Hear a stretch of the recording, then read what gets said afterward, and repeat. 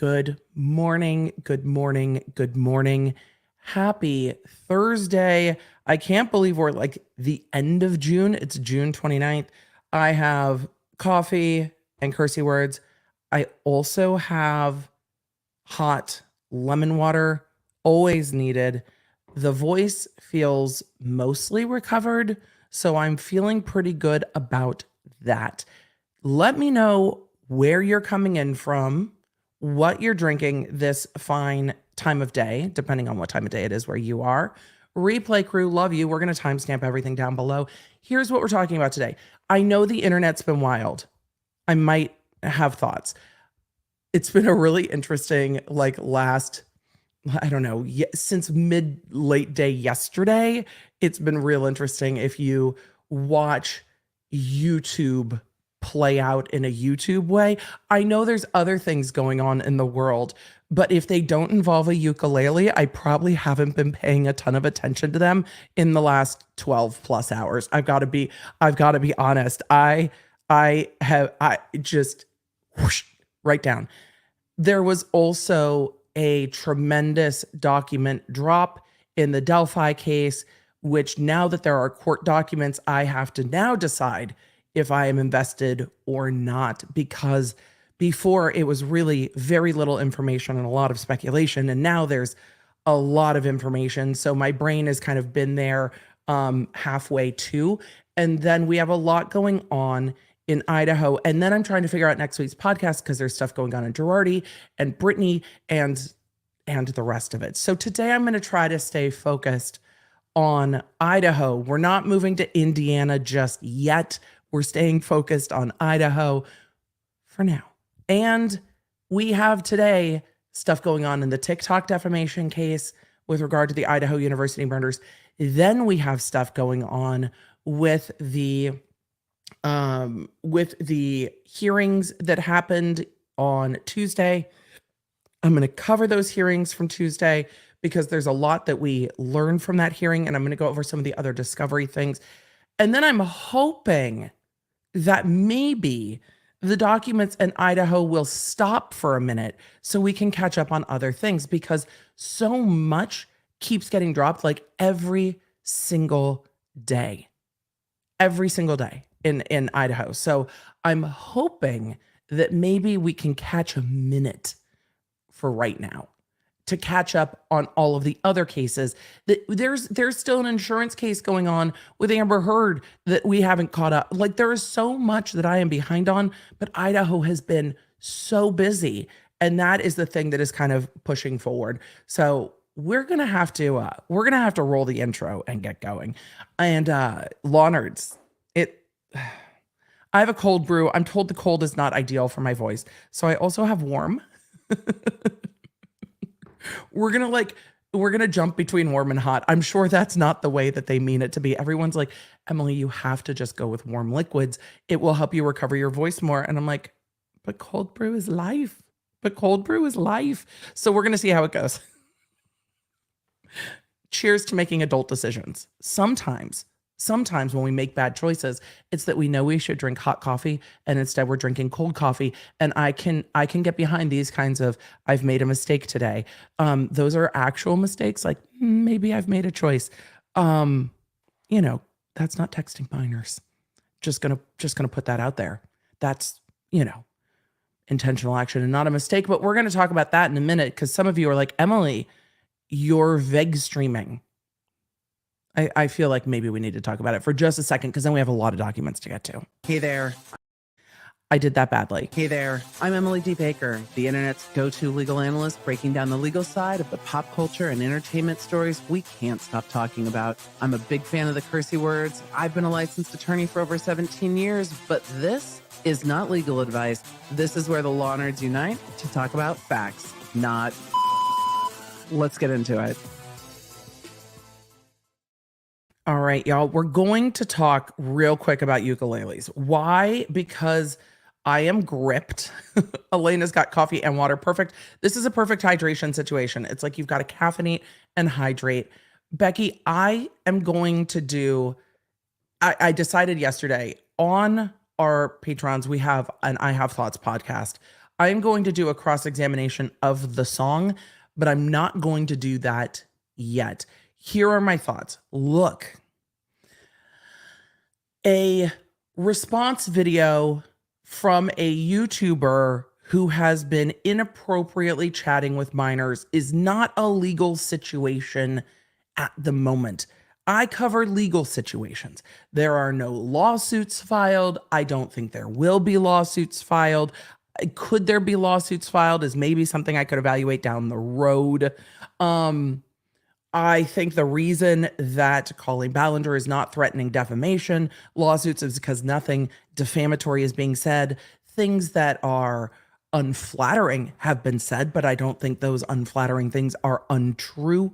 I am going to link Adam McIntyre's video where he responds to the situation, because this is not my situation by any means at all. It's like all of you, we are watching it unfold in the internet. And I talked about this on Members Only a little bit. Adam McIntyre, who is a YouTuber here on the platform, who does commentary videos, was involved in this as a minor and talked about it in 2020. And the entire internet was terrible to him about it, called him a clout chaser and the rest of it. And then in 2023, others came forward and backed up everything he had said, not just with text messages and proof, but with their own stories. What I will say is, in the legal world, there is a reason that when things happen to minors, there is a reason that the statutes of limitations generally do not start until they are 18 or until they discover the harm. And that is because oftentimes minors cannot perceive the damage that was done to them until later, especially when you have situations where the adults or the authority figure in the situation normalizes the behavior. It makes it very difficult for minors to recognize, especially when we're dealing with emotional and psychological harm, the level of harm that was done, which is why statute of limitations don't start running until later, right? So I think when we're looking at all of this, it is really important to keep in mind that, especially when the adult or authority figure in the situation normalizes inappropriate behavior, it's very, very difficult for minors to unwind that. And that's why the behavior is so dangerous. And that is why my heart and my empathy is absolutely with Adam McIntyre. I think in 2020, it was brave to come forward and say, hey, this is a really bad, weird situation. And then to have it all come out was so much worse, because that didn't come forward at a time of his choosing. The other thing I will say is, if you haven't listened to the podcast Believed, that talks about a different situation, talks about the United States gymnastics situation, there were parents in the room when some of the instances of abuse happened, because the parents also didn't know that it was going on. So what I would ask for the internet is to understand that parents don't always know what their teens are doing, but also when parents trust someone, parents can also be manipulated.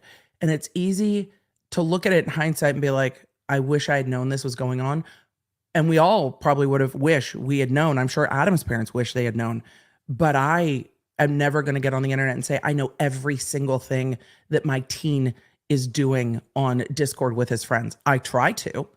But when your teens are hiding things from you, I don't know how you're supposed to uncover that, other than doing the best that you can so that they trust you and talk to you.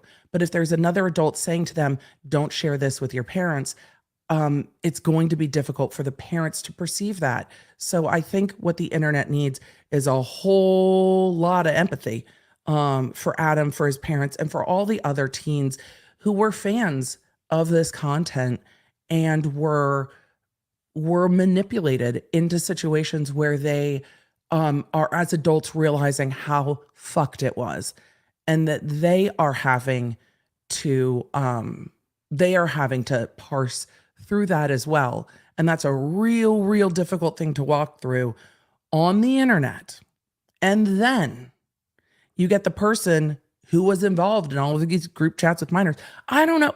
this might sound rude. It's not meant to be rude to anyone who is young. I love y'all. But I've heard my kid and his friends talk, and I've heard my friends and I talk.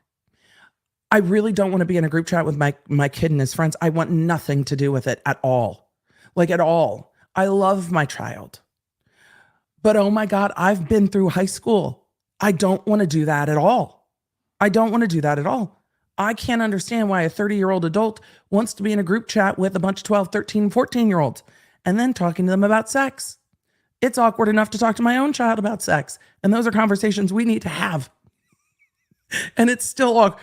God, I can't imagine. I just can't imagine. I can't imagine wanting that. And in the very strange, not apology, I don't think anyone should be calling it that, in the very strange response video with a ukulele, which if you don't want to give it views, I apologize. Or I read apology in the chat. If you don't want to give it views, I understand. Adam McIntyre reacts to it if you want to watch it there.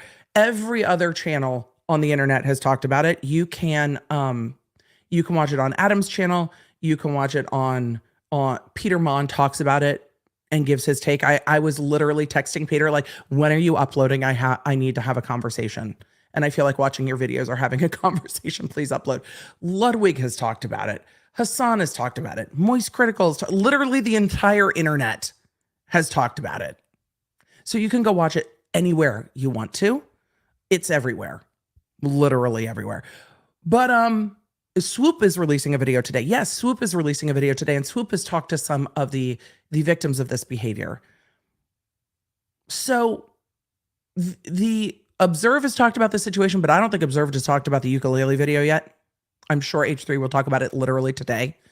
It's interesting. Oh, Phil DeFranco will absolutely cover it today. He can't not. And it's interesting to me that this dropped right after VidCon, because this is what everybody would have been talking about at VidCon.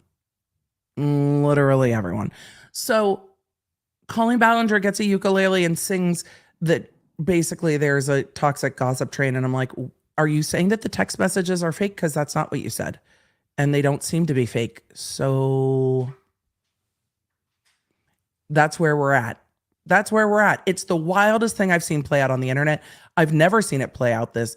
I've never seen anything play out quite like this. Wow. So all I would ask is when it comes to the minors involved not perceiving the damage that was being done to them when they're minors, I think there is a lot of room for the internet to have some empathy and some grace in that situation. And I will stand behind always. Death threats are not okay. Doxing is not okay. Those things are not okay. And Colleen Ballinger's behavior is the type of behavior where I don't disagree. That is a weird double negative. I agree with people saying I'm walking away from this content. It's not what I'm choosing to engage with anymore. Completely understand. Don't agree with doxing, death threats, and the rest of it. And those things are being levied towards Adam, even though he didn't start any of this year. Other people exposed text messages that were sent to him that were completely inappropriate. Which makes me sad. My husband was like, what in the world are you watching? I'm like, oh, Dr. B. So this is the situation. This is a song with a ukulele. And he's like, what? What is happening? Yep. So this is unreal. The internet has been kind of a buzz with that particularly over the last, 12 hours or whatever. But good Lord, I've been watching that unfold because I've been watching that unfold because you know me. The reason I started covering the Toddy Westbrook case is because I watched all of the beauty drama unfold. Just because we don't talk about it here doesn't mean I'm not watching it. Chat about it with the mods. It's so weird. It's just such an odd situation. But for me, it was giving James Charles vibes because Colleen Ballinger said, yes, I texted with my fans. And yes, I was in group text with my fans. But it wasn't in a creepy way. It wasn't creepy. Creepy/predatory, It wasn't creepy. She said that she was a loser. And that's why she wanted to text her fans and it's giving James Charles, I'm desperate. Like, no, it's not weird and creepy. I'm just a loser. And it's like, look, those who you're messaging get to decide if it's creepy. And yeah. Also, look, I don't know why it needs to be said, and I don't know why it's hard. Because for the law nerds, it's not hard. Don't be inappropriate with children. Why is that difficult? Why is this hard? Why do we keep talking about this? We were talking about this with the Balenciaga ads. Like, what the fuck are you doing? How is this passing muster in people's brains? Like, oh, it seems like a good idea to message children about whether or not they're virgins, what sex positions they like. What? No, just no. Also, if you're telling me that you are in your 30s and all your friends are 12, I have a whole fuck ton of questions for you. Because again, I know what my friends and I talk about, and I listen to a 15-year-old and his friends chat.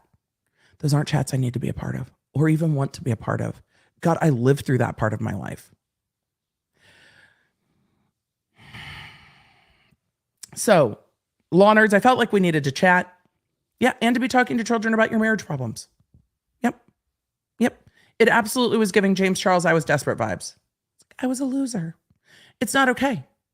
It's not okay. As someone in their 30s, why would you want to be friends with 13-year-olds? I don't know. I understand being a mentor figure. I was a camp counselor. When I was in my late teens, 19, 20, 21. I was a camp counselor. I understand that relationship with kids, but I wasn't there to be your friend. I was there to make sure you were safe and be a mentor.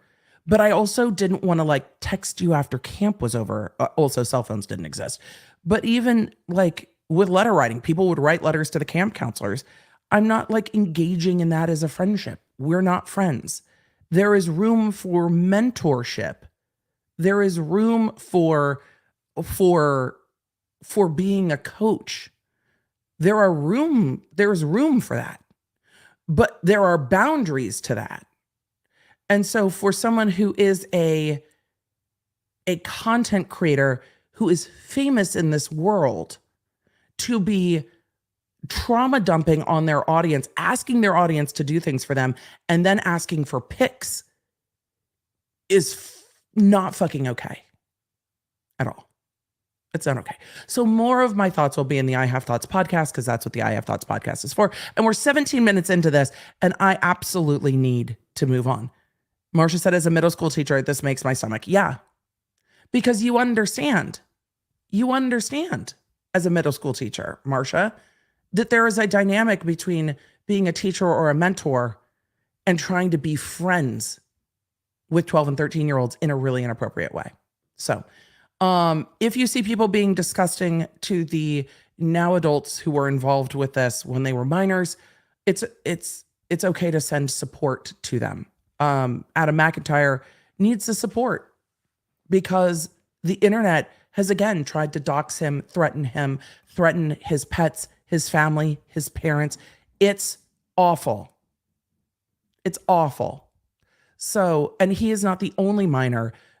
Well, he's an adult at the time. He's an adult now, but he's not the only person who was involved with this as a minor. And all of this has come out at a time that they didn't choose. And it's a lot for them to process as well. So if you see people being disgusting, it's okay to send your thoughts, your warm wishes, and your support for what it must take to walk through this kind of trauma on the internet. I can't imagine how difficult it is. I can't imagine how difficult it is for Adam, for his family, and for all of the others that were involved that are starting to unwind the stuff that was done to them that was not okay. And I have friends who had things happen to them when they were minors that were not okay.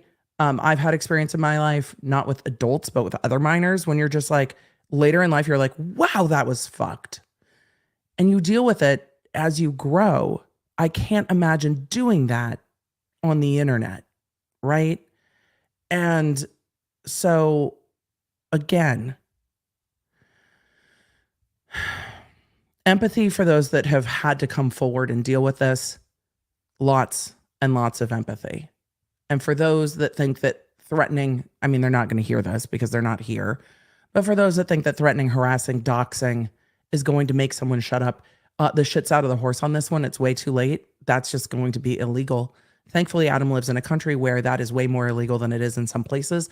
And I know he's made the necessary police reports, and I hope he continues to do so to protect himself and his family, because he lives in a country that takes internet harassment way more seriously than we do here.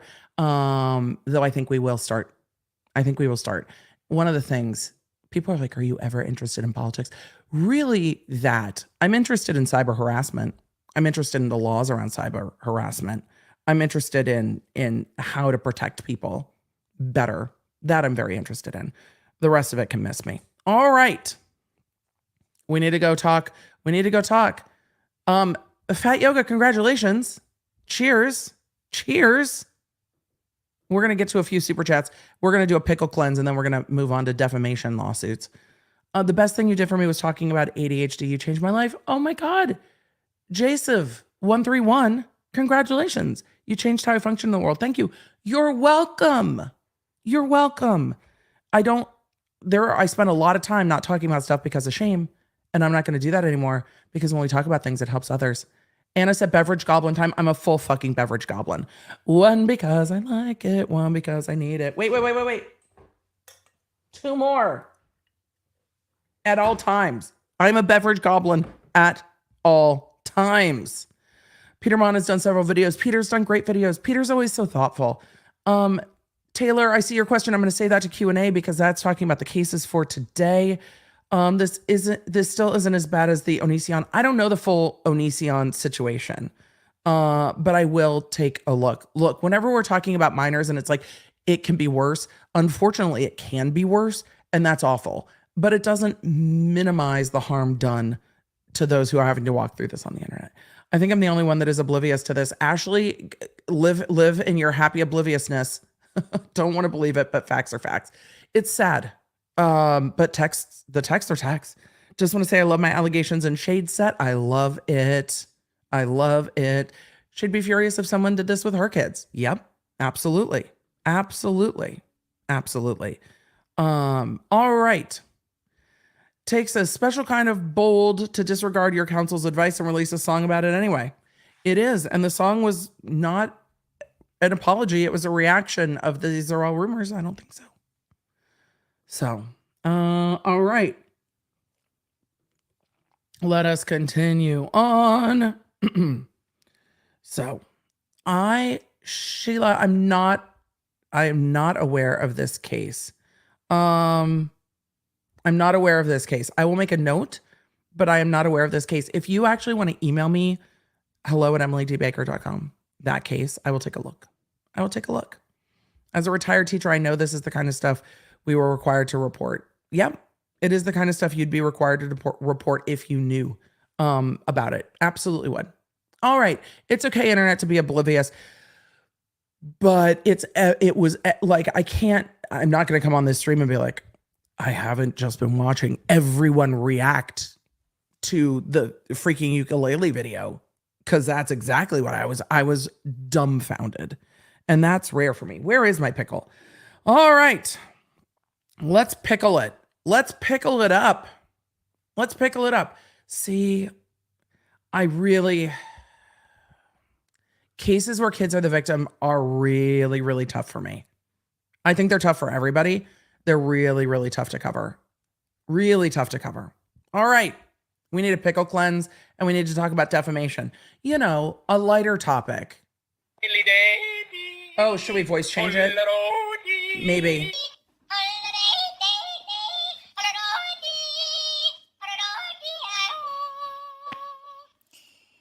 Y'all, when defamation cases about murder are the lighter topic, shit's gotten way too heavy around here. We're gonna need a food court stat. If you haven't listened to yesterday's podcast, that's the palate cleanser that you need. It is an audio only episode. Go do that. Go do that after this stream. Go listen to yesterday's podcast. It is a much lighter topic. If you aren't familiar with it, it will absolutely lift your mood and give you a giggle. And a lawsuit I can laugh at is really my favorite type of lawsuit. But today we need to talk defamation. Oh, defamation. For those of you not familiar with the case, here's the brief road so far. A TikTok psychic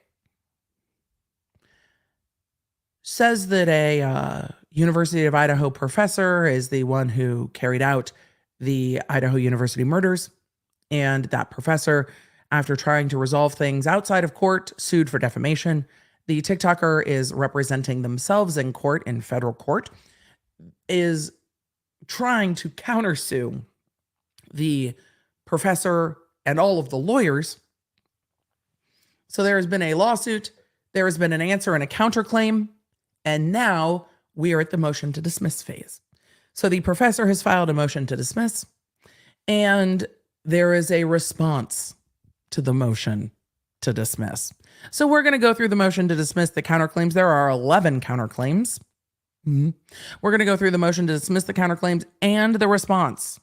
And that is what we're doing for the defamation part of today's show. And then we will be moving on to all the rest of it. So if you have questions, I will get to them at Q&A.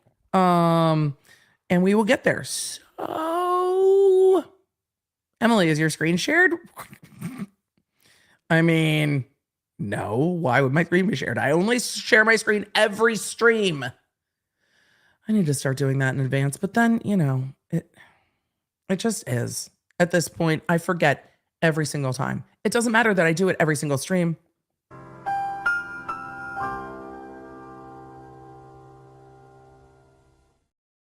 All right, the TikToker and the professor. This is the motion to dismiss filed by the professor. You will notice the professor's lead counsel, Wendy Olson, is also the attorney who represented the media coalition in court in Idaho over the media being able to have access to the Kohberger prosecution.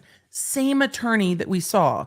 This attorney has been a federal prosecutor, amongst other things, has a pretty stellar resume from what we've seen. And we saw that when this attorney shifted into cross-examination mode, and we were all like, oh, there you are. Hello, counsel. When this attorney was cross-examining the media witness from Bryan Kohberger's team, we were just like, oh, get it. go get all of it. So the TikToker is also trying to sue this attorney and everyone else. So that is what it is. Miguelina's reminding me to do things like a real streamer. Thank you, Miguelina. You make me better, and I appreciate it. All right. Let us go. Motion to dismiss defendant's counterclaims. Defendant TikToker has filed 11 frivolous counterclaims alleging that plaintiff professor had an inappropriate affair with a student, ordered the murder of 4 students, conspired with her attorneys to sue TikToker for defamation to, quote, evade suspicion, obstruct justice, and avoid criminal investigation. In support of her claims, TikToker says her spiritual research. Y'all, I have been a lawyer for 17 years. I would have never in my fucking life imagined that I would see spiritual research and spiritual witness in a federal case. Because what? This attorney also is probably sitting here going, what is happening? But here we are. Gouliard says her, quote, spiritual research into the murders at the University of Idaho intuitively led to the University of Idaho. Why is that H moving? The University of Idaho History Department. So she then spiritually inquired into each person listed on the History Department's webpage. Okay, chat. Would the TikToker be in more or less trouble if she used ChatGPT instead of spiritual research? What do you think? What do you think? Maybe I wonder what ChatGPT would say about this. Wait, when did this become federal? This was always filed federal, Christine. So this was filed in federal court.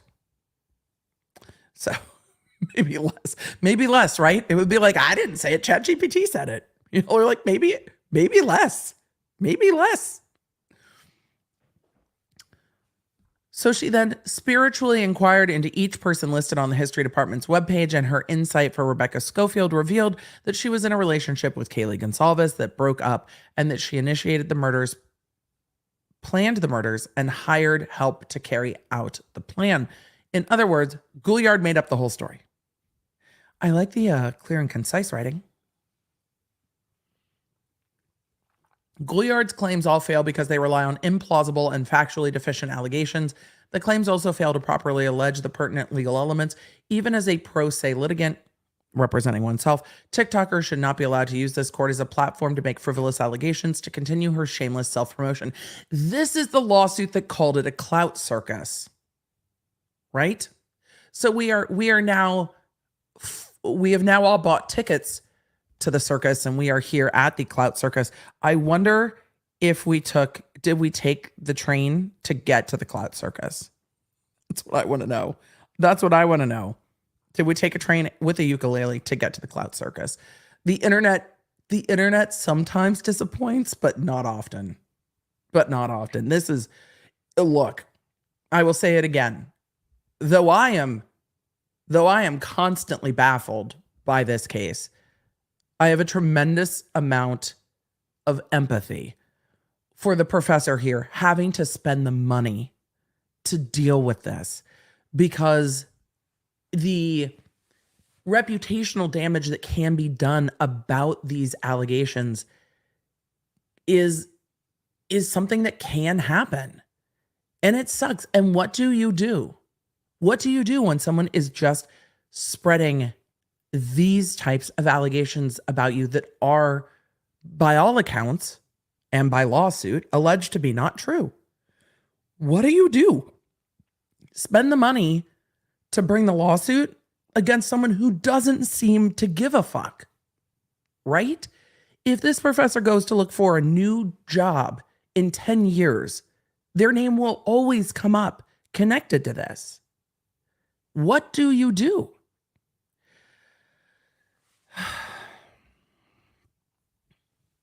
I have just a tremendous amount of empathy, because what do you do? What do you do? You can't clear Google, right? All right, this is the memorandum in support of the motion to dismiss. Introduction. Defendant TikToker has received a second chance to participate in this litigation after defaulting, and she has abused that opportunity by filing 11 today's going to be a delight. 11 frivolous counterclaims that serve only to delay this matter and increase plaintiff's litigation expenses. That's facts. In her answer and counterclaims, TikToker admits that the only basis for posting hundreds of videos online stating that the professor had an inappropriate affair and ordered the murder of 4 students is her quote-unquote spiritual research, intuition, and insights. To put a finer point on it, TikToker has relentlessly attacked Professor's reputation and made a spectacle of the tragic loss of 4 young lives, and she cannot even allege, let alone prove, any actual facts to back it up. Professor has filed a legitimate defamation action. TikToker's frivolous federal civil rights claims show that TikToker, even as a pro se litigant, should not be afforded any more leniency. Professor moves this court to dismiss the counterclaims and award the professor her attorney's fees. They're like, can we just be done? Do you think that the TikToker picked 11 counterclaims because of the number 11? Like, is numerology also at play? And I'm not shitting on numerology. It's just, is that what's at play here? Is that why she picked 11 counterclaims? Not like, oh, these are the actual counterclaims, but I really wanted to get to 11. I just wonder if that's what it is. Background. In November 2022, 4 students at the University of Idaho were murdered at a home near Ulsa. All of you are like, yes, yes, yes. Also, look, not the way to do legal work. Not the way to do legal work. S'more asked a great question. How do you depose a spiritual witness? don't know. In November 2022, 4 students at the University of Idaho were murdered at a home near campus. As she has done since 2021 with other crimes, Gouliard devised a scheme to leverage the tragedy in Moscow for personal gain, use her, quote, spiritual acuity to post sensationalistic content online to attract clicks and make money. The false story that she posted repeatedly is that the professor had a same-sex affair with one of the victims and ordered the murderers to cover up the affair. TikToker admits to posting over 100 TikTok videos related to her findings about the professor. Professor tried to resolve this matter without litigation to avoid drawing further attention to Gouliard's specious statements, the cloud circus, at the expense of the victims' memories and their family's trauma, and the professor's own reputation and family safety. She sent cease and desist letters on November 29th and December 8th. When TikToker responded by making more false statements, the professor sued for defamation. She also said she was going to use the cease and desist letters as toilet paper. I think that it's very rare in the online space that you send a cease and desist and the online content creator actually ceases and desists. I think often they use the cease and desist as content. I'm sure these attorneys were aware that that was probably the way this was going to go when they filed it. Instead of timely responding to the claims, Gouliard prolifically posted new videos and blog posts defaming the professor, accusing law enforcement of corruption for arresting and prosecuting Bryan Kohberger for the crimes. To end the spectacle and to hold TikToker accountable for disregarding the court's deadlines, the professor requested a default judgment. The default was granted, then the default was set aside. TikToker was given a second chance. TikToker has used the second chance to file frivolous counterclaims that serve only to delay the adjudication of the professor's claims and drive up litigation costs as an attempt to drag the professor's counsel in as parties, which they are not, footnote 1. TikToker purports to bring counterclaims against Professor Schofield's counsel. The counterclaims against the professor's counsel are not operative and not addressed here, as counsel is not an opposing party. Yet you can't cross-claim a party that's not a party. Like, that just isn't going to happen. In her counterclaims, TikToker offers not even allegations of real evidence that the professor knew any of the victims had an inappropriate affair or ordered the murders. TikToker instead admits that she, quote, used her spiritual acuity and investigative skills to get insights into the murders. In other words, she made it up. TikToker says her spiritual research intuitively led to the University of Idaho History Department. And we went through this in the initial writing. Based on these preposterous allegations and still no actual facts, TikToker seeks to sue Professor and her attorneys, primarily under civil rights statutes, for conspiring to silence TikToker to evade suspicion, obstruct justice, and avoid criminal investigation. That's the motion to dismiss. I've never needed cameras in a federal courtroom as badly as I need cameras in a federal courtroom for this case. What they are arguing in this motion to dismiss is that nothing has been stated upon which there are grounds for relief. There are no allegations here. The only problem that might be is that the court's standard generally is that all assumptions need to be made in favor of the party not moving to dismiss, right? So these allegations, if true, do they state a claim for relief? So that's where we're getting to the implausible and legally deficient, because on a motion to dismiss, you evaluate everything the other party said as if it were true. So you've got to get around that standard here to get to the fact that even when taken in the light most favorable to the other party, they still don't pass the standard. They still don't raise a claim. They're arguing the claims all fail because they rely on implausible and factually deficient allegations that the professor had an inappropriate affair and ordered 4 murders. It's just blanket assertions, right? These are all conclusory allegations. Gouliard's claims all fail because they rely on implausible factual allegations and impermissible group pleading that lacks specificity. Gouliard's 11 counterclaims rely on two premises. The first, that professor ordered the murder of the 4 students to cover up an affair she had with one of the victims. The second is that the professor and her counsel collectively conspired to deprive TikToker of her rights by suing her for defamation. Both are improperly pled, thus the counterclaim should be dismissed. And then they're going to go through those legal standards. The reason I didn't cover this when this came out is because I really wanted to wait until the TikToker answered, and I will probably do that throughout most of this case because I want to be critical of the pleadings on both sides. I also don't want to help. Does that make sense? Does that make sense? Like, I want to wait until we have like the pleading and then the reply so that it's not, I don't want to ever say words that are going to be taken by a pro per defendant and put into a legal pleading, if that makes sense. So that's part of it. All right. Whether this court applies Rule 8 or exercises its inherent power, TikTokers' claims should be dismissed because they are fanciful, fantastic, delusional, and patently lacking at merit. The TikToker is not going to like the claims being called delusional at all. Not going to like that at all. Also, we don't speculate on mental health here. That's not what this is talking about. This is saying that the claims themselves completely lack in merit, right? It's different. These claims are fanciful, fantastic, delusional, and patently lacking in merit.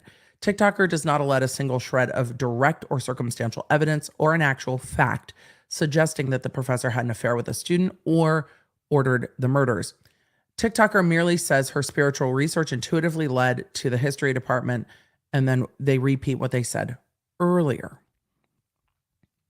that these are frivolous allegations. The counterclaims also fail because they rely on a group pleading that lacks the specificity needed to allege a conspiracy. Correct.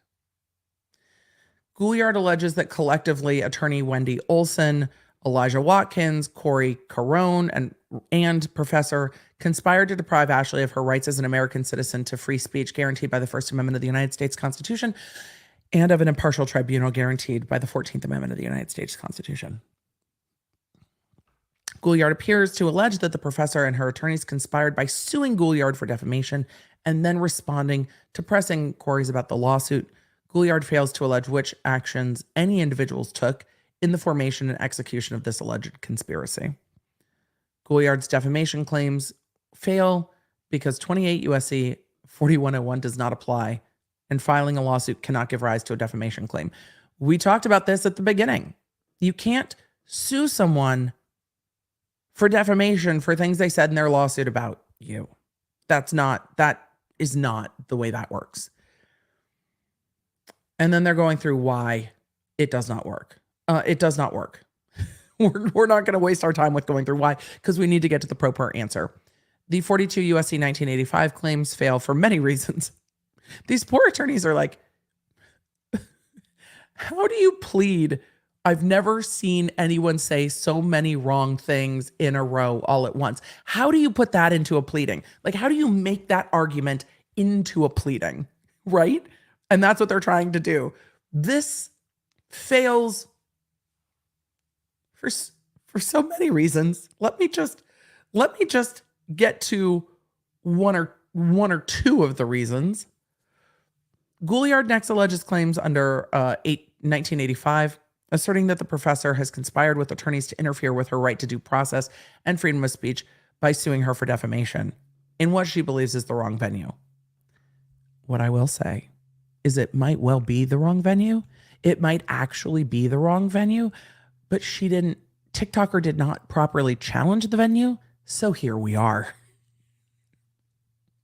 Venue would be a real, jurisdiction would be a real, jurisdiction's really the real argument, not venue. They're two separate things, but there's actually an argument to be made there that this TikToker never made. And if they were not representing themselves and a lawyer was representing them, they probably would have. Their lawyer would have told them to do that. But yeah. So, all right.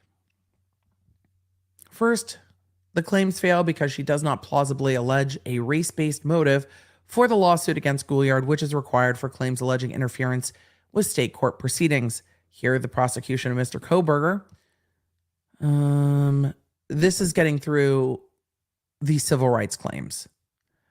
She is alleging that the professor and the lawyers infringed her civil rights by suing her for defamation when she said the professor ordered the murder of 4 students. So that's not gonna work. 1985 requires a showing of some racial or perhaps otherwise class-based individual discriminatory animus behind the conspirator's action. Because Gouliard has failed to allege that the professor has a race-based motive to sue Gouliard to interfere with Kohberger's case, Gouliard's claims should fail. Second, Gouliard cannot allege a conspiracy based on interactions with her attorney, nor has she alleged such a conspiracy with specificity. I'm not going to get through the legal standards of this because these counterclaims aren't going to fly. Gouliard's 1986 claims fail because she has not alleged actionable conduct under 1985.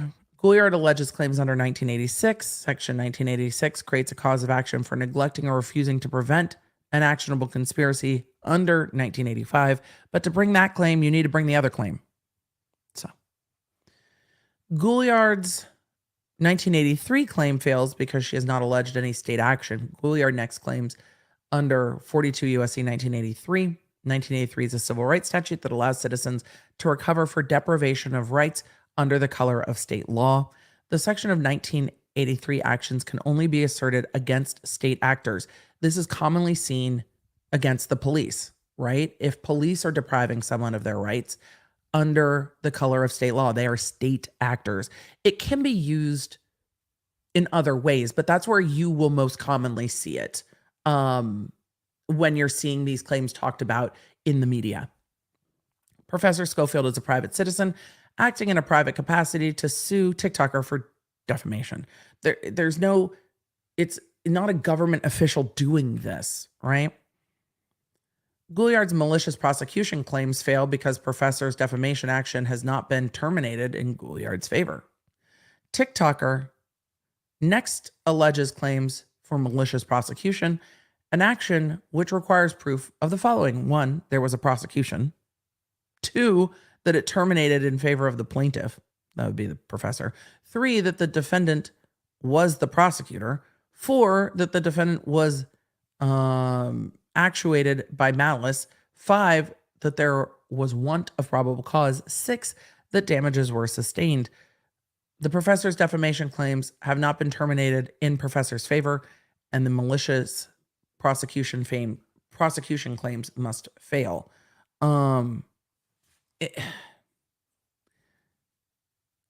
I think trying to explain malicious prosecution to someone that doesn't understand malicious prosecution in this case would be pretty easy because you're going to sit here and be like, hey, is the TikToker being prosecuted? And all of y'all in the chat are going to be like, what? TikToker's IIED claims fail because a defamation action is not extreme or outrageous. There are 4 elements of IIED. Remember, this is federal.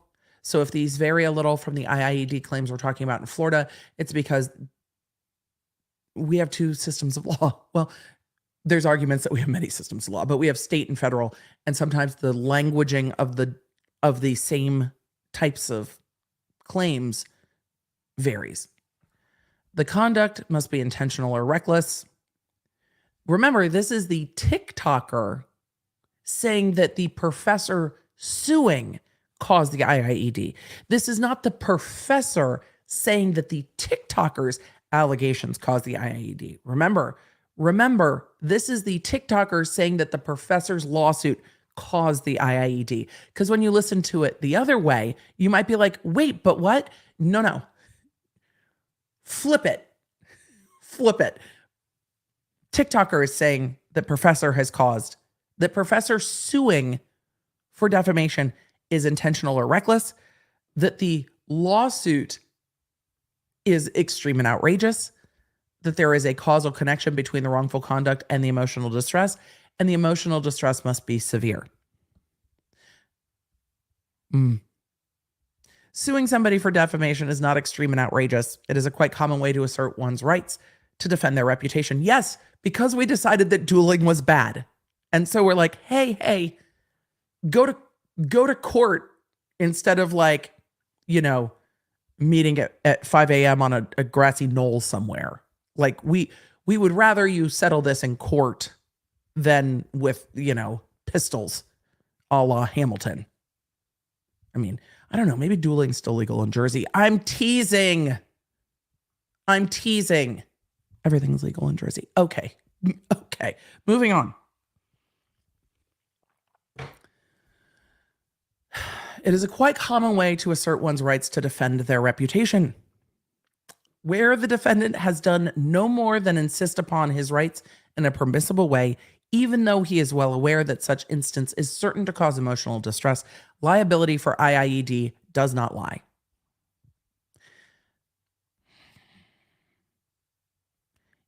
You can't sue someone for the emotional distress that a lawsuit might cause when you sue them for defamation.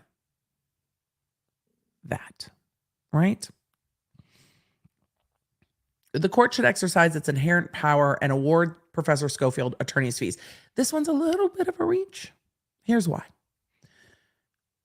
Generally, when you have a motion to dismiss, the court will often dismiss the case without prejudice, meaning that the allegations can be tried again. What the professor is arguing in this motion to dismiss is that, Your Honor, wise court, smart court, lovely court, glowing, hydrated court, you have given this defendant multiple chances. Can we stop now? Are we done yet? Please dismiss this with prejudice so that they cannot bring these counterclaims again and award us attorney's fees. Please. Thank you. That's what they're asking. Do not give them another opportunity to replead because there's nothing they can do to fix it. But we've seen that in the motions to dismiss in the Petito laundry family case, right? We've seen that the Petitos have been able to amend their pleadings twice now because the court's like, well, if you change this, it'll be fine because there are allegations there. Here is different. TikToker's conduct throughout this case shows a clear desire to delay the proceedings, to ignore reasonable requests from the professor's attorneys, to cease and desist defaming the professor, and to increase litigation costs. This court has the inherent power to correct such bad faith misconduct. I don't know if the court's going to do that. As this court is aware, TikToker found the time to post numerous posts about this lawsuit online, yet could not find the time to timely respond to proceedings or to file timely responsive pleadings. Then, when the court showed leniency to TikToker by giving her a second chance to participate in litigation, she responded by filing 11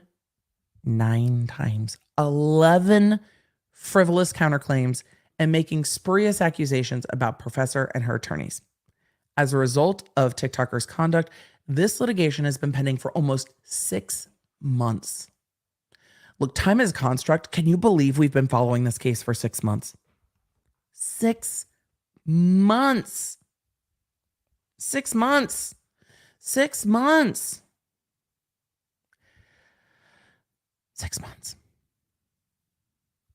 As a result of TikToker's conduct, this litigation has been pending for almost 6 months and discovery has not even begun.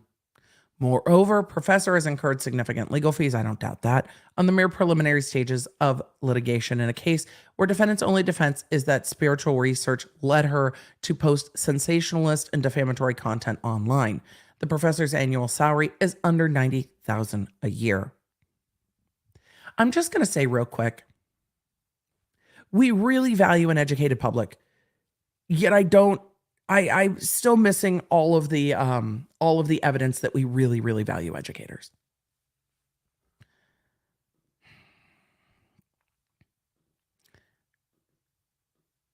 So the professor, though I will say, $90,000 as a university professor in Idaho probably goes further than in other states. But Professor Schofield's annual salary is under $90,000 a year. And she is not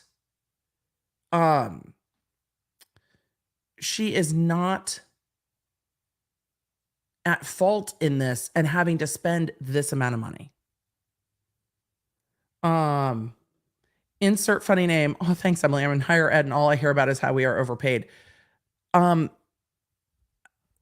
The way that teachers are paid clearly proves that our society does not value them enough. But also, I am biased in this. My father's an educator. So maybe sometimes when we value people, maybe we should be able to show them. But that is a whole different conversation. We'll get there.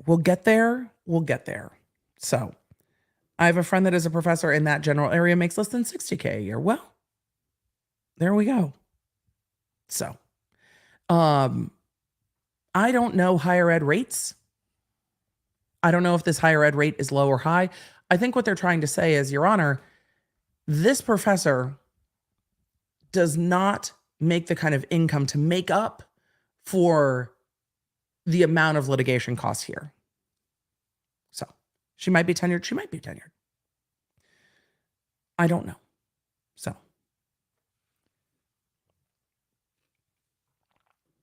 All right, let's keep going.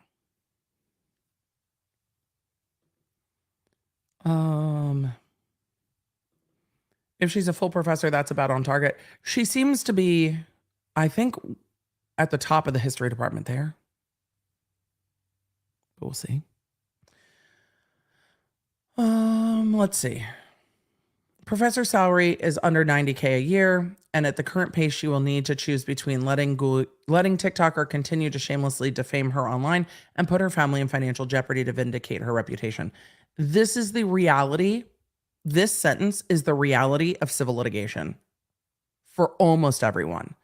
It's one of the reasons I was so interested in the Johnny Depp Amber Heard case, because in the Johnny Depp Amber Heard case, though you have clearly a wealth disparity between Depp and Heard, it's not at the level it is for most people, especially given that most of Amber Heard's defense was paid by insurance. Most individuals do not have the money to sustain a lawsuit like this.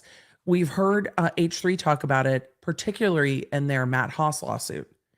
Trying to sustain a defamation suit financially can be devastating, especially if the other side, and by all accounts, the other side here is almost judgment proof, because what are you going to take? You might get them to take down the videos, but by then what? You know, you don't have Cardi B money to throw at it and get it taken down and to clear your name. So it is not a perfect system by any means to clear somebody's name. It's very, very difficult and very, very expensive.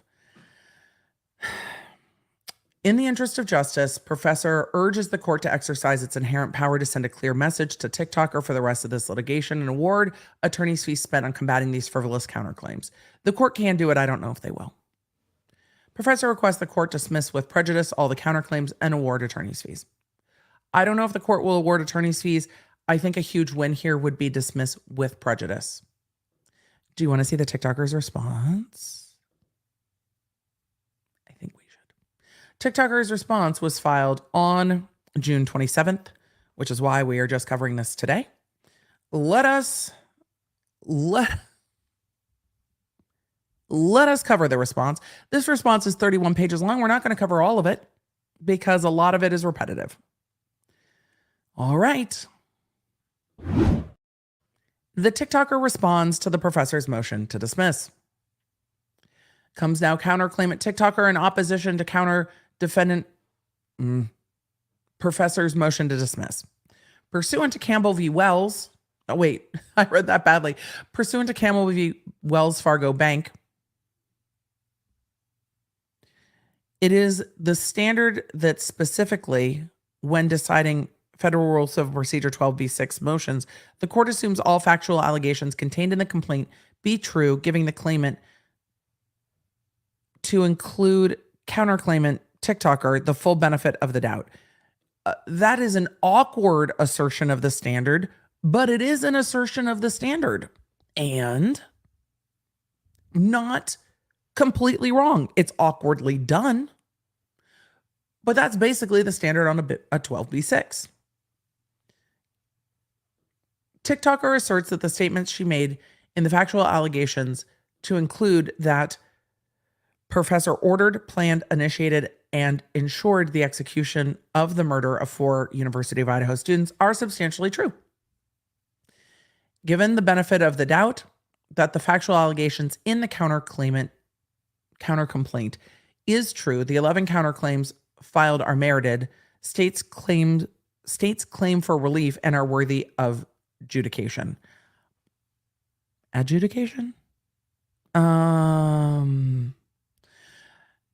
I see where she's going with this. It's awkwardly done, but again, TikToker is representing themselves in this case. It's very, very awkwardly done. But the argument that is trying to be made, which is why, again, I wait until these answers are filed. The argument trying to be made is these are not bold, conclusory statements. These are assertions of fact. This is what the TikToker is arguing. The TikToker is arguing that these are assertions of fact, not conclusory statements, and therefore the court needs to give them the benefit of the doubt because that is the standard when we're looking at a motion to dismiss. It's going to be interesting to see how the court parses this and says, yes, but these are conclusory statements, not assertions of fact. Background. Here we go. These are allegations being made by the TikToker. Professor planned, initiated, ordered, and executed the murder of 4 University of Idaho students who were killed in Moscow, Idaho on November 13th, 2022. Professor went undetected by Moscow PD, Idaho State PD, and the FBI, who were assigned to the case. On November 24th, 2022, TikToker used her psychic abilities, spiritual acuity, and investigative skills to uncover the motive and details that led to the murder of the students.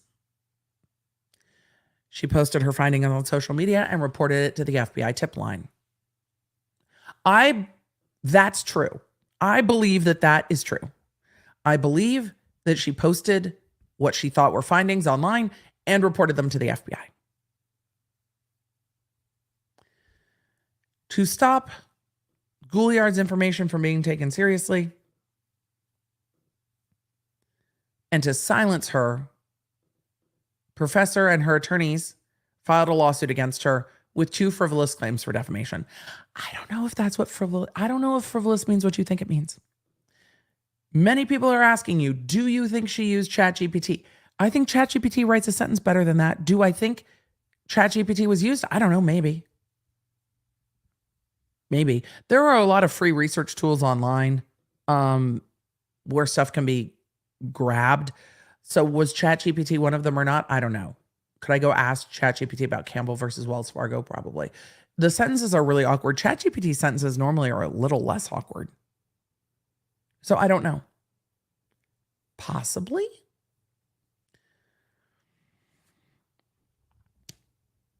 The entire argument by TikToker is that the professor was trying to evade detection by filing this defamation lawsuit. And TikToker is calling the defamation lawsuit frivolous. So there's that. Professor, TikToker alleges, initiated the lawsuit with full knowledge that she was responsible for the death of the 4 students with the intent to harass, embarrass, humiliate, and discredit TikToker and her spiritual practice.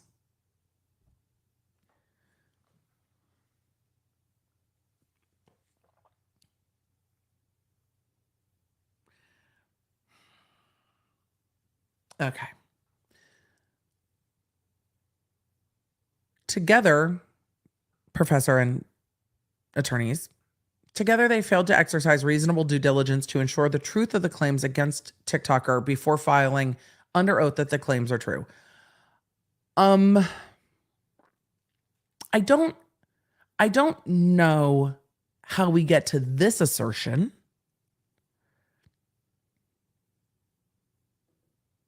I don't know how we get to the assertion that the attorneys failed to exercise reasonable due diligence. Instead, they worked together with the professor to harass, embarrass, humiliate, and discredit TikToker and to defraud her out of millions of dollars under the color of law using and abusing attorney and judicial immunity. No, ma'am. No, that's not what happened. Also, ding, ding, ding. The TikToker believes that she was defrauded out of millions of dollars because of this defamation lawsuit.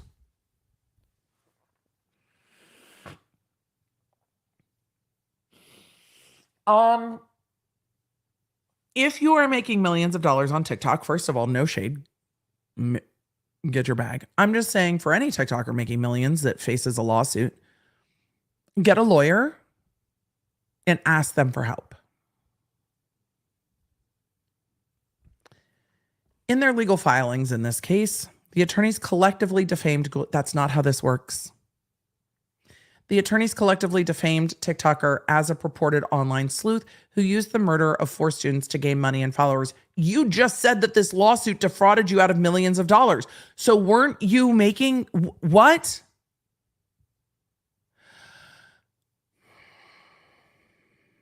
The truth is, whose truth?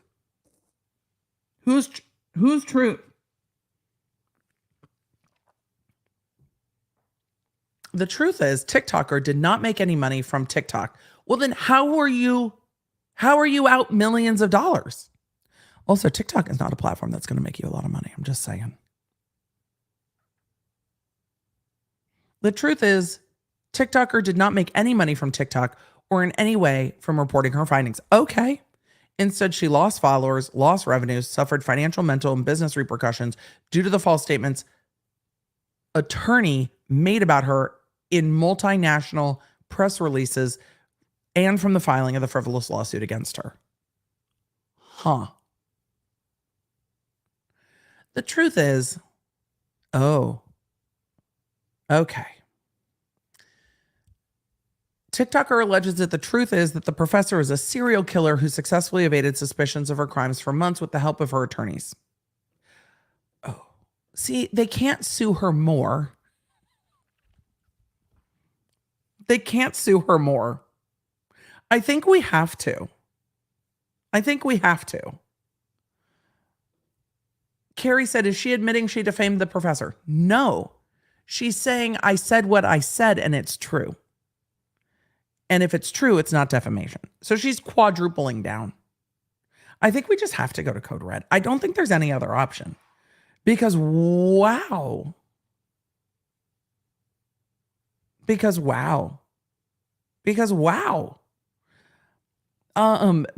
I'm going to get to this when we get to Q&A. We need to go to Code Red. We do. I agree. Chat, I agree with you. Motion granted. For those of you that are new to Code Red, our Code Red bumper is flashy. If you are flashy sensitive, it stops flashing when the music ends. And we are going to Code Red in 3, 2, 1.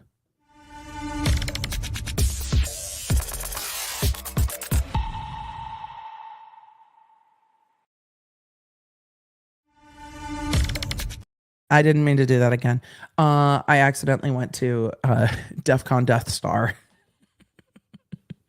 We're back. But we might need to live here for a moment. We might need to live here for a moment at DEFCON Death Star. We're gonna see. Look, here's the thing about court. What else, if you are the professor, what else do you do? Someone is on TikTok and these allegations were picking up traction. Some people were picking up traction with them to make fun of them. Some people were picking up traction with them to be like, what if this is true? This was all happening before Bryan Kohberger was arrested. And so if you're the professor, what do you do? Because if you hope that people are just going to discount them as being like, well, that's too wild to be true, it's still out there. I don't know what else you do if you're the professor. I don't know. I don't know what else you do. So now we are calling, not we, The TikToker is calling the professor a serial killer in this filing and alleging again that they TikToker are being defamed. By defaming TikToker, by insulting spiritual practices like Emily, it's going to be that kind of day, I'm sorry. By insulting spiritual practices like tarot readings, by mocking psychic intuition, denouncing spiritual connection and mediumship as inauthentic, professor and attorneys try to deter professor from criminal investigation. Look, I don't think that they are necessarily denouncing spiritual connections or mocking psychic intuition. I think what they're saying is that you made this up and defamed the professor because there's no other evidence that solidifies it other than because you said so. So in a lawsuit, you're going to need a little more than because I said so to prove that something is true.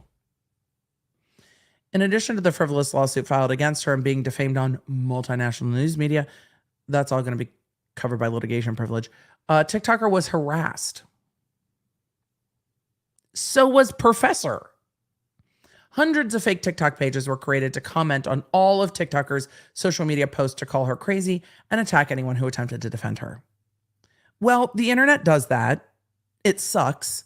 I don't think anyone should be harassed. But the professor was receiving death threats at their workplace. Are we all going to get to the point where we internet responsibly or what? Like, TikToker is like, but then people were mean to me. What do you think your TikToks created for the professor? Res ipsa loquitur.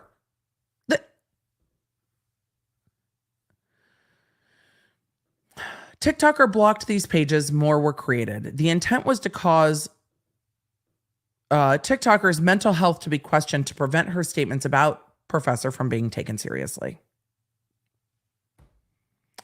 As a result of their tactic, wait. Is she alleging that the professor did that?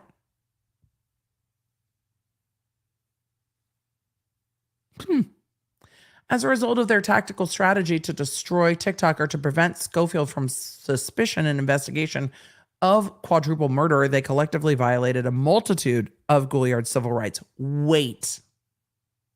Of Gouliard's rights. She's now alleging in her response to the motion to dismiss that the professor and that the lawyers hired like a TikTok bot army to brigade her social medias to damage her mental health so that her statements wouldn't be taken seriously? Okay. For the reasons set forth below more fully, TikToker respectfully requests the court to deny the motion to dismiss. Legal standard. Oh, yes, let's. Professor and her attorney asked the court to dismiss the counterclaims for a failure to state a claim upon which relief can be granted. Their argument is that TikToker's counterclaims are implausible and that the court should use common sense and dismiss the counterclaims. More specifically, they're asking the court to debunk spirituality, mediumship, psychic abilities, and intuitive acuity as implausible. Well, I think that argument's well articulated. I don't know if it accurately states what the professor is trying to do, but it's well articulated. Doing so puts the court in the position to decide whether a spiritual practice is authentic. No, the court is in the position to decide if there are any facts to back up the statements upon which would lead to a cause of action upon which relief could be granted. I don't think the court has to decide about spiritual practice. I think the court just has to decide if there's any facts outside of bold assertions and conclusory statements. And that's a little different. Oh, we've gotten to freedom of religion. Good. In the United States, citizens have the free will to choose to participate in their religious and spiritual practices. Here's the thing we've learned, I think, a lot in Idaho, is that your right to practice your religion freely and someone else's right to like not be defamed has to be balanced. And I don't think you get to, it's my religious practice to defame people as a defense to defamation. It's guaranteed by the First Amendment of the United States Constitution. The First Amendment provides that Congress makes no laws respecting an establishment of a religion. They're not telling you you can't read tarot cards. They're telling you you can't accuse someone of murder. Those are two very different things. They're not prohibiting the free exercise of religion, and they are also not state actors. Congress is not making a law. They are not ma'am, they are not state actors. They are private lawyers and a private citizen in a defamation suit. This argument is not for here.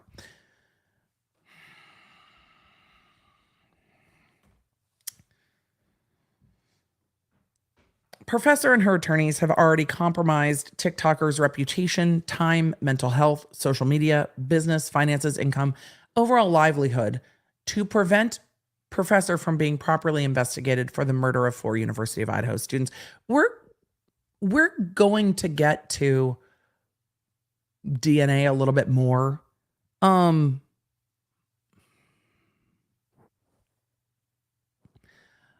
But I don't think we get to anything that indicates that the professor is in any way involved in any of this.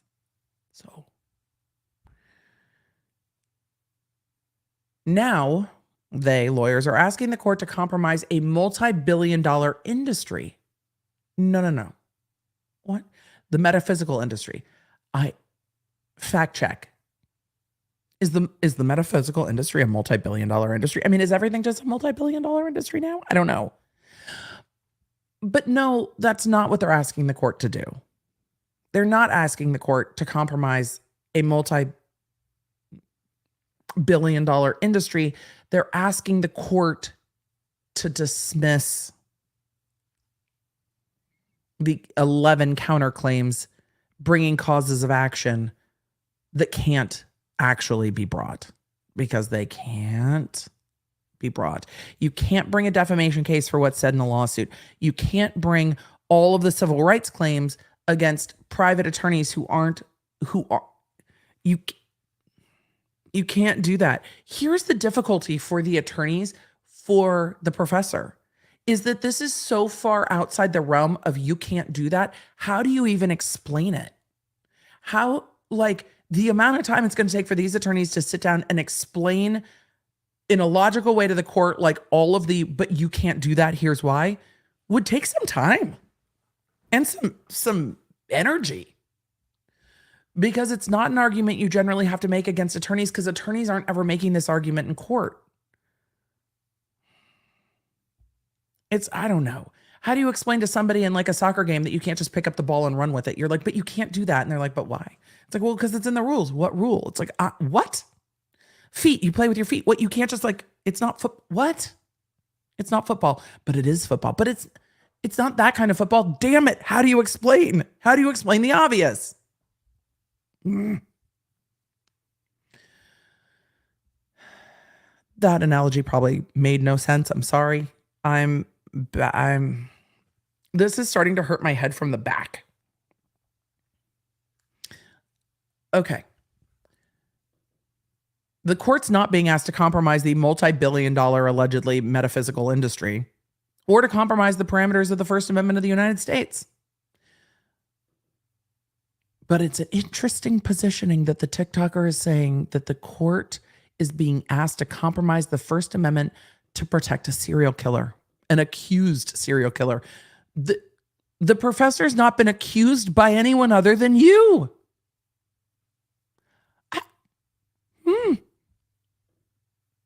Who was not properly investigated. Their motion to dismiss does not meet legal requirements. It's also unethical, disrespectful, distasteful, and unprofessional. Well, there you go. The motion to dismiss is unethical, disrespectful, distasteful, and unprofessional.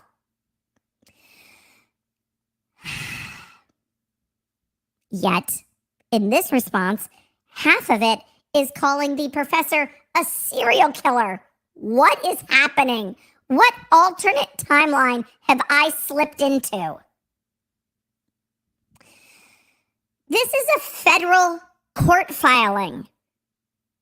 What is happening?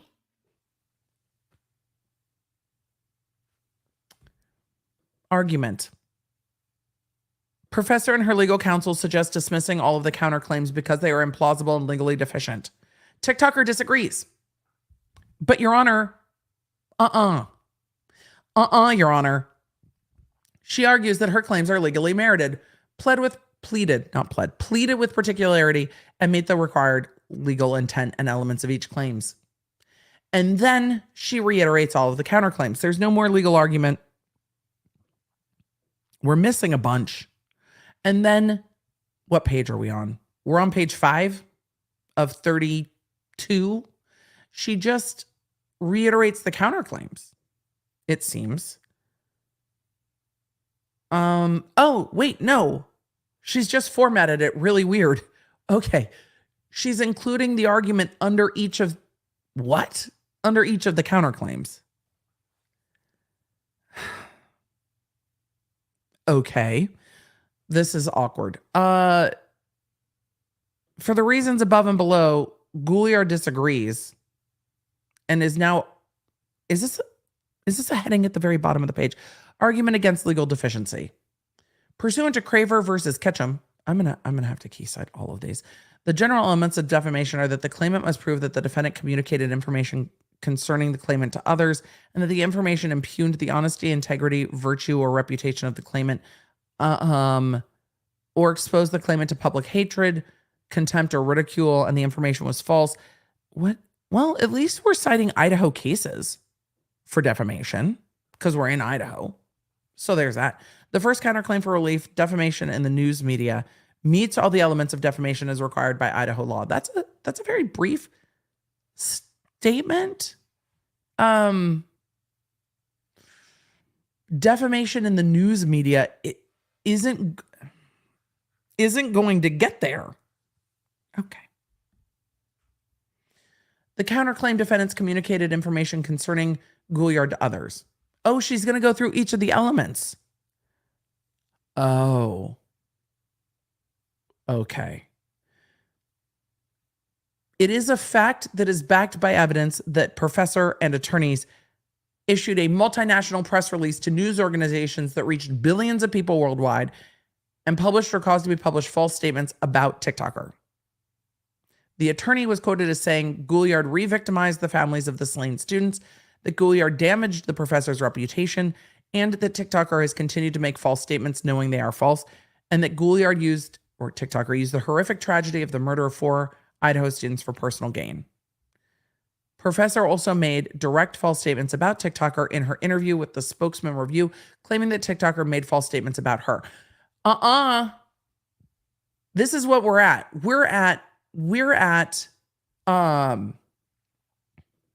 Yes, Ash Ketchum has entered the chat. We're at, no, Your Honor, they're defaming me by saying I'm defaming them. That's where we're at.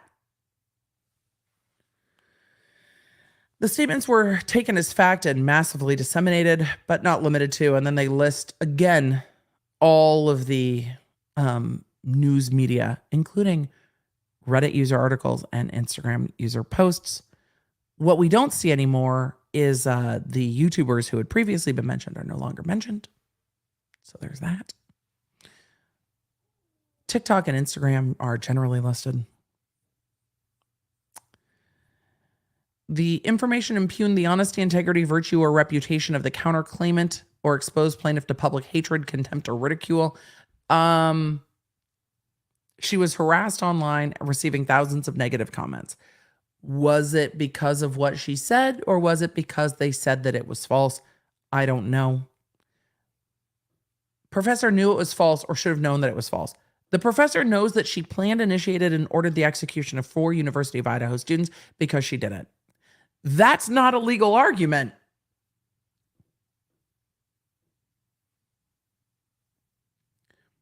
But Your Honor, she knows because she did it. I said so.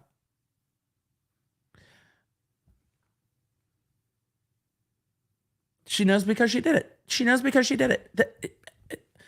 Okay. The attorney did not conduct a reasonable inquiry into the truth or falsity of the allegations the professor made about TikToker. She accepted the statements as fact without reasonable diligence. And then they're bringing up the model rules of professional conduct. You can't sue the attorneys for suing you in this case. Counterclaim suffered actual injury. Tell me about the actual injury. TikToker's personal life was negatively impacted by the defamatory statements. She missed time with family and friends. She lost friendships due to the false statements being unfairly accepted as true. Her spiritual practice was negatively impacted by the defamatory statements. Her First Amendment rights were threatened under the color of law. That's not what that means. That's not what that means. That's not what that means. That's not what that means. She lost current and potential customers. Her social media pages were unfairly targeted. Your Honor, it's unfair. I say that the professor is a serial killer, and the internet said, no, ma'am, and it's their fault. Her social media pages were unfairly targeted, which led her TikTok user account to be temporarily banned multiple times and then permanently banned. Oh, well, that answers that question. It's been permanently banned.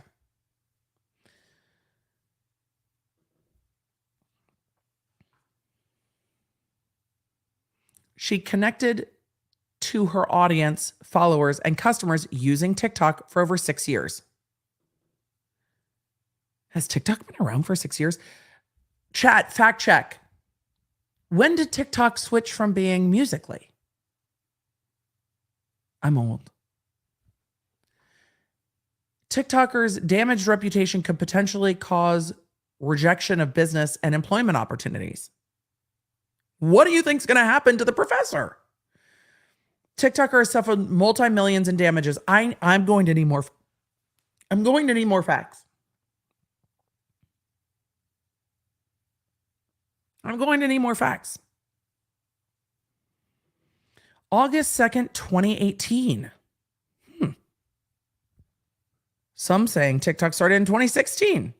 Some saying 2017, 2018. Oh, we're going to have to fact check. TikTok as TikTok, not as Musical.ly.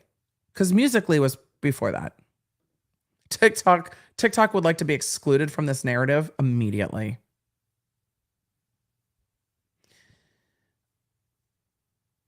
I don't know if I can continue. My brain is very tired of this, and I would like to get to the other case, but also I am baffled.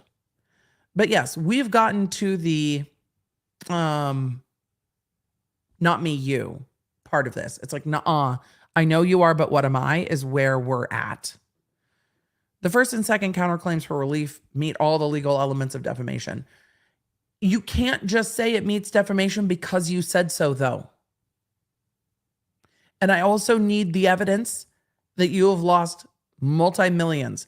We saw in Depp v. Heard how hard it is to prove damages when it's potential work.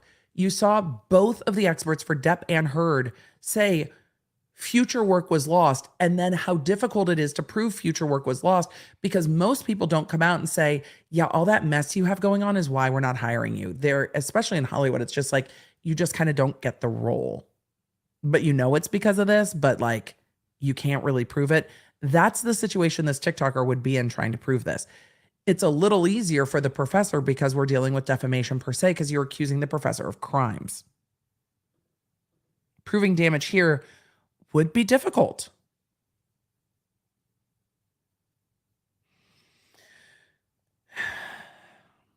The counterclaim defendant's allegation that the professor's allegation that TikTokers' claims should be dismissed because they did not make a state law defamation claim is not grounded in law.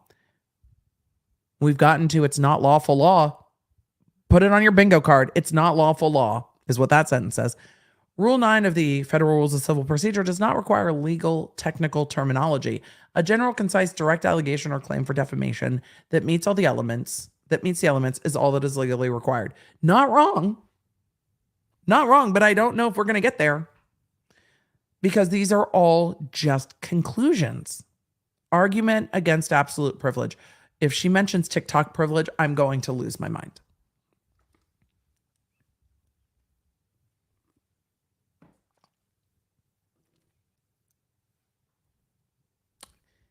Kelly, yes, this is a pro se or pro per. This is a self-represented defendant. Argument against absolute privilege. Professor claims that absolute privilege allowed them to file the frivolous claims. They didn't claim absolute privilege. It's litigation privilege and to publish false statements. They claim that pursuant to, I'm not even going to try, Berrien versus Berbrien, Idaho has long recognized that defamatory statements made in the course of judicial proceedings are absolutely privileged, even if made with malicious intent or knowledge of their falsity. Because if you knowingly make false statements to the court, other shit happens. Trace, I'm saving that till we get to Q&A. That's a good question. The counterclaim defendants failed to mention that the defamation claim was the result of a criminal arrest and police report, not a federal civil lawsuit. That's a difference without that's a distinction without a difference. There's an inherent difference in state criminal judicial proceedings and federal civil judicial proceedings. Yes, that's true, but not in the way that you think in this context. Pursuant to the Supreme Court of Texas, the federal court in Idaho gives no fucks about the Supreme Court in Texas. We're not in Texas. This case isn't in Texas. Idaho is going to be like, why do I give a shit what Texas does? We have a state system. I don't care. Miss me. A defamation lawsuit filed in a federal district court by the representatives of serial killer against TikToker for exposing their client as the initiator, planner, and co-conspirator responsible for quadruple murders and for the purpose of evading suspicion, harassment, and to steal property. What? To steal property? Is not a just action protected by law or judicial privilege. False.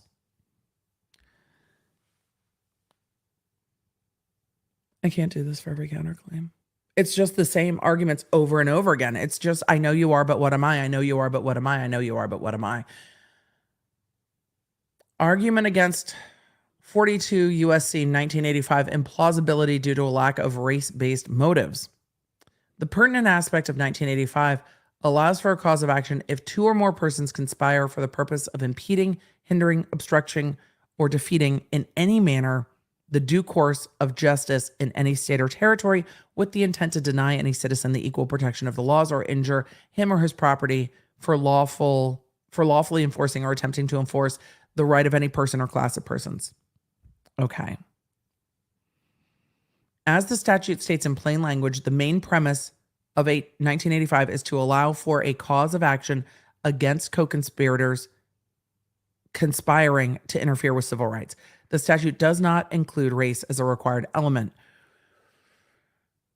Okay. Civil rights are personal rights guaranteed and protected by the United States Constitution and federal laws. I'm not getting into a law class about 1985. The court is going to yeet the 1985 claims.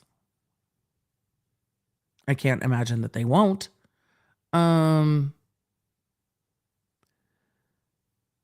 She continues to argue that, let's see, Title VII of the Civil Rights Act includes not only traditional organized religions such as Christianity, Judaism, Islam, Hinduism, and Buddhism, but also religious beliefs that are modern, like the broad parameters of spirituality. Uncommon, not part of a formal church or sect, like paganism. Only subscribed to by a small number of people, or that seem illogical or unreasonable to others. I'm sorry. Have we just gotten to the fact that paganism is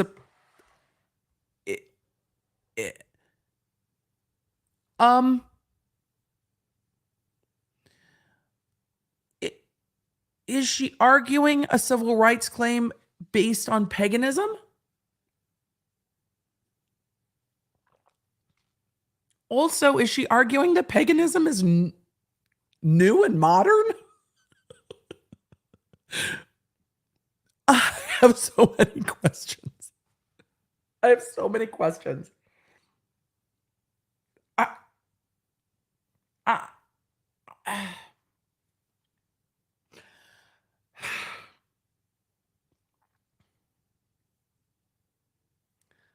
she's arguing that the Civil Rights Act, incorporated into 1985, protects religion, and that somehow her statements about the professor are a facet of her religion?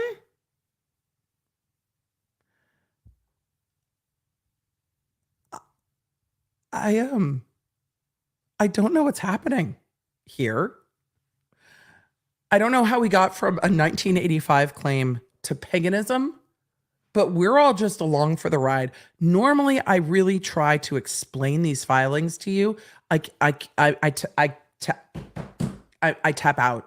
I tap out. I don't think I can explain this. We're just going through it. But she's trying to make arguments that the basis of equal protection also includes religion, which again is a really interesting, it's an interesting argument. I'm going to give it that. I'm going to give it that.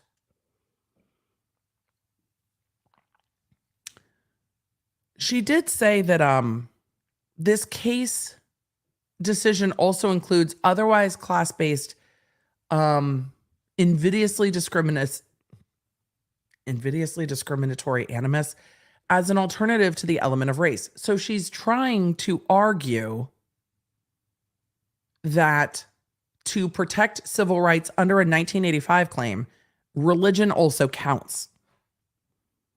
Which is an interesting, it has been a really long time since I've dove through 1985 claims, but she's arguing that religion also counts. Because religion can be a class of people, and there can be discrimination against a class of people based on their religion. And she's arguing that that is an alternative to a race-based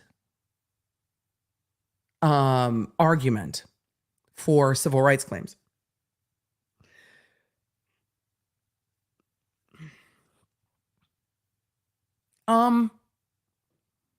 TikToker's spiritual practice was denounced and targeted by defendants and improperly shamed as implausible, fantasy-based, and dishonest. See, this is where I disagree. I think they called her statements that. I don't think they directly attacked whatever her spiritual practice is. I don't even think we're clear on that. I think they said that the statements that the professor's a serial killer are implausible, fantasy-based, and dishonest. But she is making an argument here that the court is going to have to consider. I am glad I am not the federal court, because the federal court is going to have to look at, well, where are we in 1985 claims, and what do we think about a class of religion for 1985 claims? The court is going to have to parse this argument. I don't think it's going to fly, but an argument is being made. And there we are. Because look, TikToker has done a good job of distinguishing the 1985 claims, showing some racial or perhaps other class-based discriminatory animus. She is leaning into the other class-based, arguing that religion is the other class-based, and that there is case law showing that religions can be a class that can be discriminated against. I don't disagree that people can be discriminated against based on their religion. But I would need to do a lot more research before I tell you how much weight this argument is going to carry. But I don't think the defamatory statements are a tenet of religion, and I don't think that the TikToker is being targeted for this lawsuit because of their religion. This is not, the TikToker is not being sued because they read tarot cards. The TikToker is being sued because they accuse the professor of being a serial killer, and those are two different things. But they are making distinctions in their legal arguments, and okay. And okay.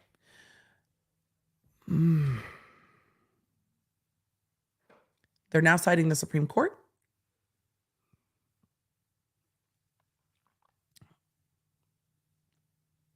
Argument against the allegation of lack of specificity in group pleadings. TikToker claims joint and several liability for all counterclaimants. That's not how this works. Joint and several liability is supported by Rule 11C1. In general, if after notice and a reasonable opportunity to respond, the court determines that Rule 11B has been violated, the court may impose appropriate sanction. That's not what? You can't counterclaim non-parties, though. No, this is not how joint and several liability works. Like yeet. Argument against attorney immunity. The attorneys allege that a claim under 1985 arises if two or more persons conspire to obstruct justice. And then quoting case law saying, as long as an attorney's conduct falls within the scope of the representation of his client, such conduct is immune from an allegation of conspiracy. Right. Defending professor in a criminal case or investigation falls within the scope of legal representation and attorney immunity. Filing a frivolous federal civil complaint against a U.S. citizen that is exercising a federal right guaranteed by the United States Constitution, fabricating the allegations to conjure up a cause of action, conspiring to harass, demean, embarrass, publicly humiliate, and discredit a United States citizen that is exercising a federal right guaranteed by the United States Constitution. This sentence will never end. Filing a frivolous civil complaint against a whistleblower in federal court I'll come back to it, to prevent your client from criminal investigations from law enforcement agencies. Filing a frivolous complaint in federal civil court against a whistleblower to prevent your... Are we just cutting and pasting? To prevent your client from overall suspicion of a murder is illegal, unethical, not within the legal scope of representation of a client, and not protected by an extreme remedy like absolute immunity. What happened? That's not what a whistleblower is. Stop abusing semicolons. And no. The attorneys had to read all this. No. You can't sue attorneys for bringing a lawsuit for defamation. No, that's going to get yeeted. It is not within the mission and functions of an attorney to commit criminal offenses. Okay, we can agree on something. Good. Don't tell Tom Girardi or Alec Murdaugh. They are saying that the filing of this lawsuit is perjury. And that the court allowing immunity for illegal perjurious filings allows for attorneys to commit fraud on behalf of their client under the color of legal immunity. That's not what that means. It also compromises the integrity of the judicial system. The judicial system might be compromised by this entire filing at this point. That's me being sarcastic. Robin, I'm sorry and I feel your pain. Robin said, I once had to answer a complaint with a 350-word run-on sentence. I don't know how these attorneys do this. This is hurting my brain. Response to the Kohberger argument. I'm invested. Are y'all invested? We're invested. I'm sorry that we've gotten so deep into the weeds on this. We're almost 2 hours into this stream. I apologize. But also, I'm invested at this point. Y'all are coming with me. I swear we're going to get to the rest of the stuff today. This is why we timestamp.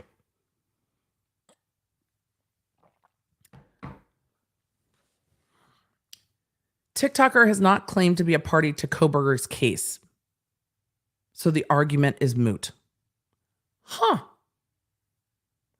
That's an interesting argument.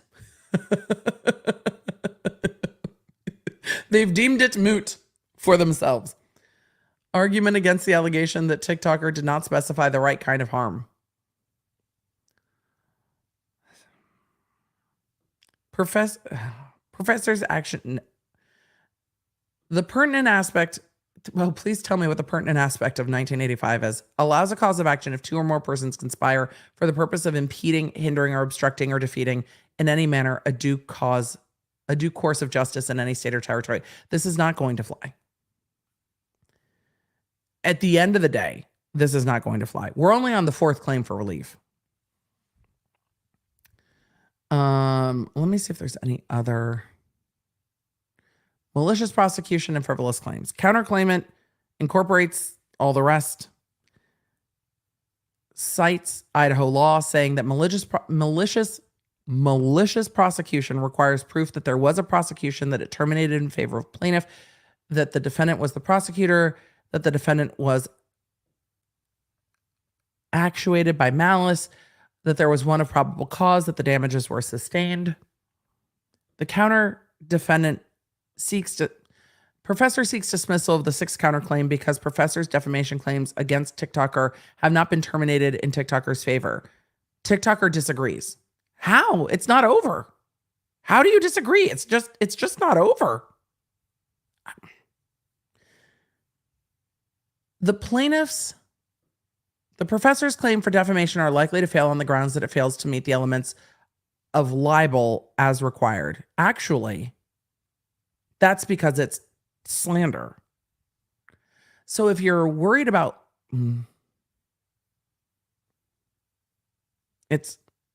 they're slanderous claims. They're actually defamation per se, which I don't know if Idaho divides defamation per se into libel and slander, but no. The plaintiff must prove that the alleged defamatory information was false and that TikToker knew it was false or reasonably should have known that it was false. This is going to be the interesting part of this whole case, isn't it? TikToker has an unbreakable faith in her spirit, spiritual acuity, and spiritual practice. She has strongly held that she believes that everything she said about Professor is substantially true, not once faltering despite circumstances. Ladies and gentlemen of the jury, I believe what I said. Therefore, it's not defamatory. That is going to be the argument throughout this entire case, which is where the per se comes in. Because with the defamation per se, you're not going to have to deal with some of the elements. And I don't know if you're going to have to deal with malice because I don't think that the professor was a public figure before this.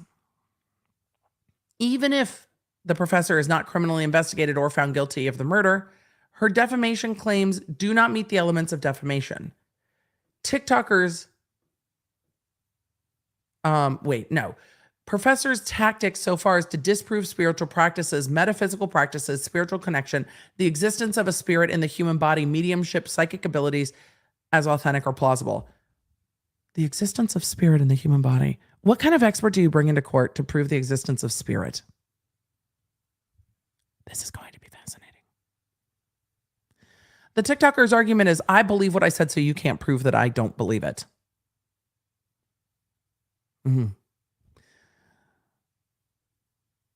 Huh.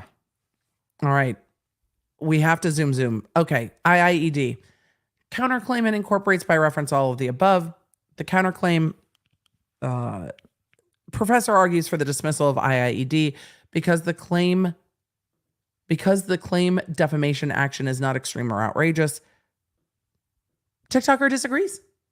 TikToker's like, it is outrageous. I disagree. We know the four elements of IIED. The 10th counterclaim for IIED meets the extreme element. But it's said in a lawsuit. So no, it's factually not going to meet that. To understand this, TikToker tells the court, Your Honor, to understand this, it's vital to include every fact that could in any way be relevant to give the court a complete picture as possible. The the facts need to be pled in the complaint because it's decided.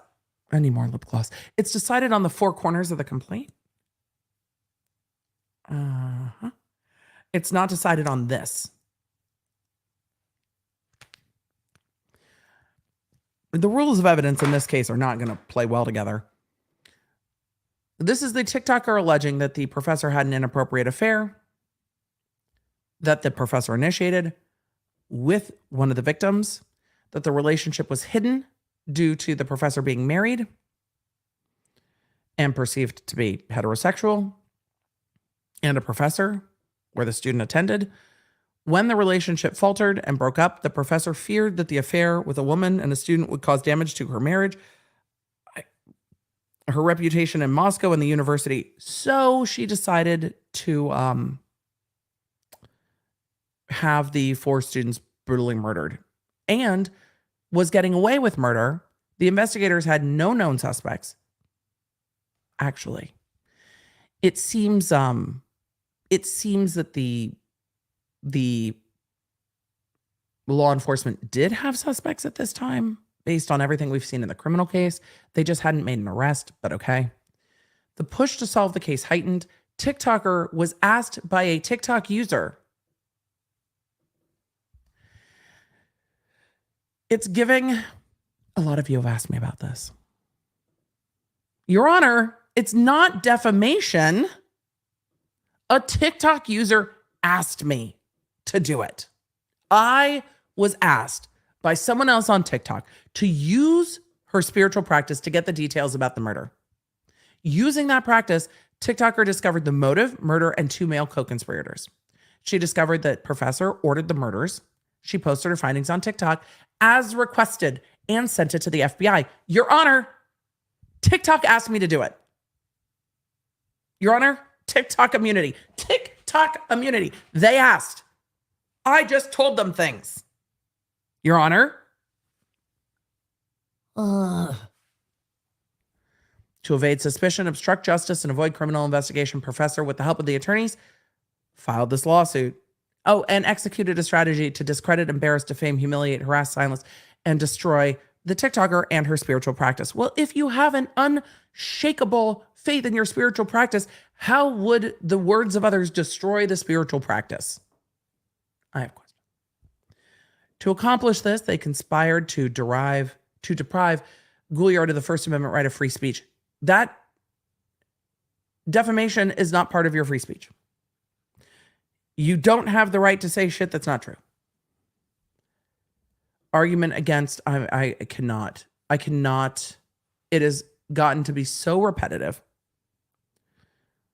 Okay, but now they're talking about the cease and desist. I'm interested in that. Defendant did not ignore the cease and desist. She denied ceasing communication because she believes professor to be a serial killer. Your Honor, she asked me to cease and desist, and I was disinclined to acquiesce to her request. I didn't ignore it. I just disagree with it. TikToker is telling the truth. Ergo is protected by the substantial truth doctrine and the broad parameters of the First Amendment. Defendant TikToker does not know if and how much Schofield is paid for a group of 3 attorneys. It was professor's decision to hire 3 attorneys. Your Honor, I shouldn't have to pay attorney's fees. She picked it. The plaintiff and her attorneys decided to file a frivolous complaint against TikToker that does not meet the elements for libel required by case law that she has cited. Perhaps cost should have been discussed before filing the fraudulent claim. You should have thought about it before suing me. Interesting argument. If the plaintiff and counterclaim defendant cannot afford legal fees, there are remedies, like dropping the case. Oh, the cheekiness.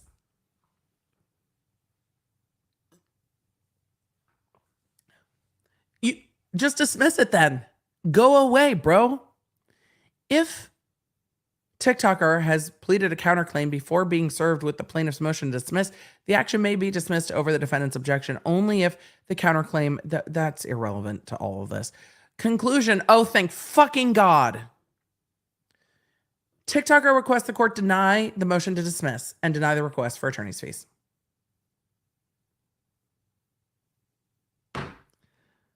Y'all,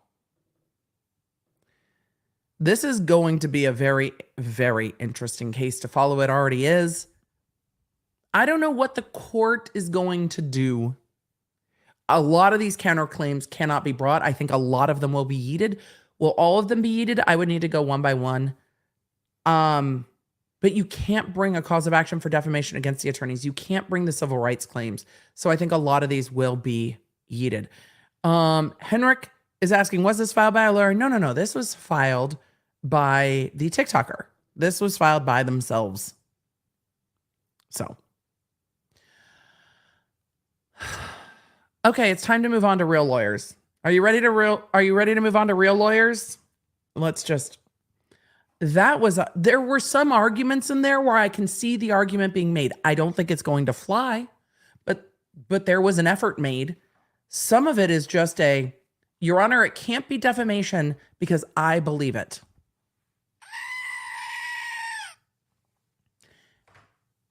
And away we go. Let's get ourselves out of the DEFCON red and head back into the world, shall we? Just try to cleanse our aura. Oh, it's not going to let me. The lights object. They're like, bitch, you're red. My lights are like, we're not going anywhere else. You're here now, girl, is what my lights have said to me. All right, well, the lights know more than I do. Maybe there will be more fuckery afoot that I don't even know of yet.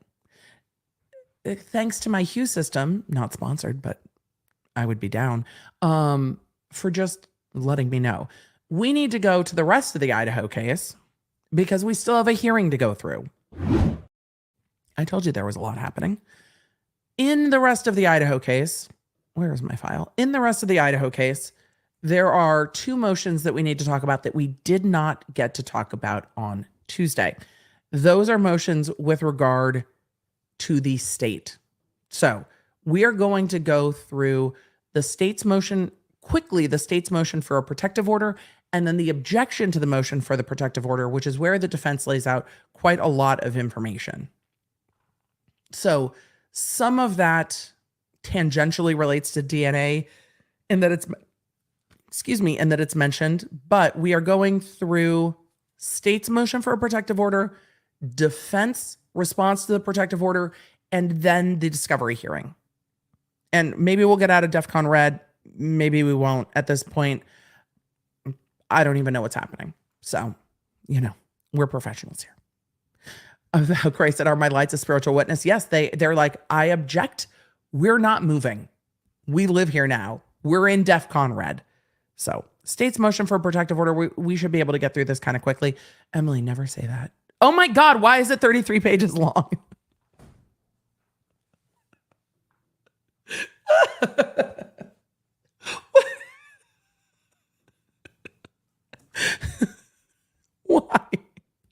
Why?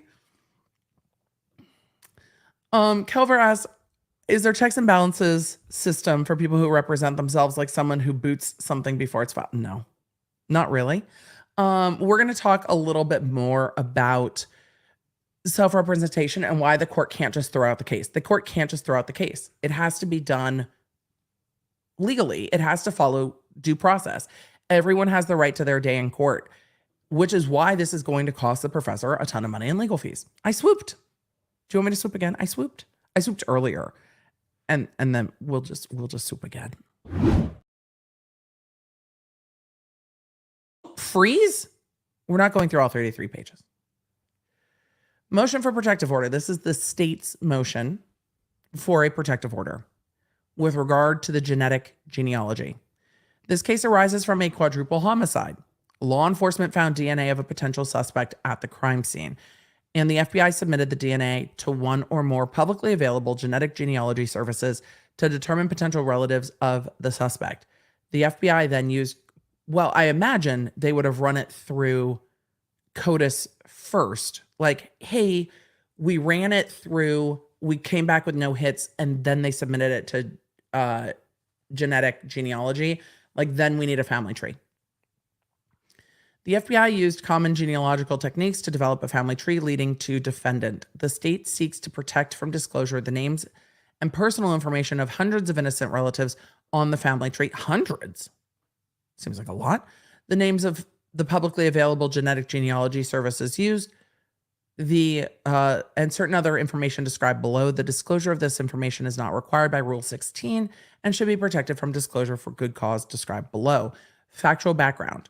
On November 13th, 2022, law enforcement found the bodies of the victims at 1122 King Road in Moscow. All 4 victims died from apparent knife wounds. Law enforcement found a K-bar knife sheath on the bed next to the bodies of Madison and Kaylee. The sheath was face down and partially under Madison's body and the comforter on the bed. Law enforcement seized the K-bar knife sheath pursuant to a search warrant.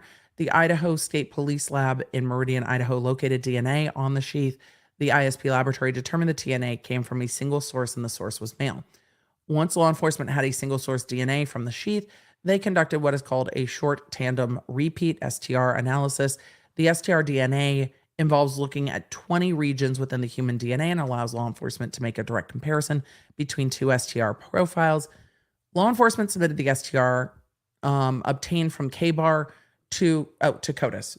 Keep reading, Emily. The sky got rumbly. I don't know if you guys can hear that, but you probably will soon. So they submitted it to CODIS. No match was found. That just means that the defendant's DNA wasn't in CODIS yet. We already knew that. Not surprising.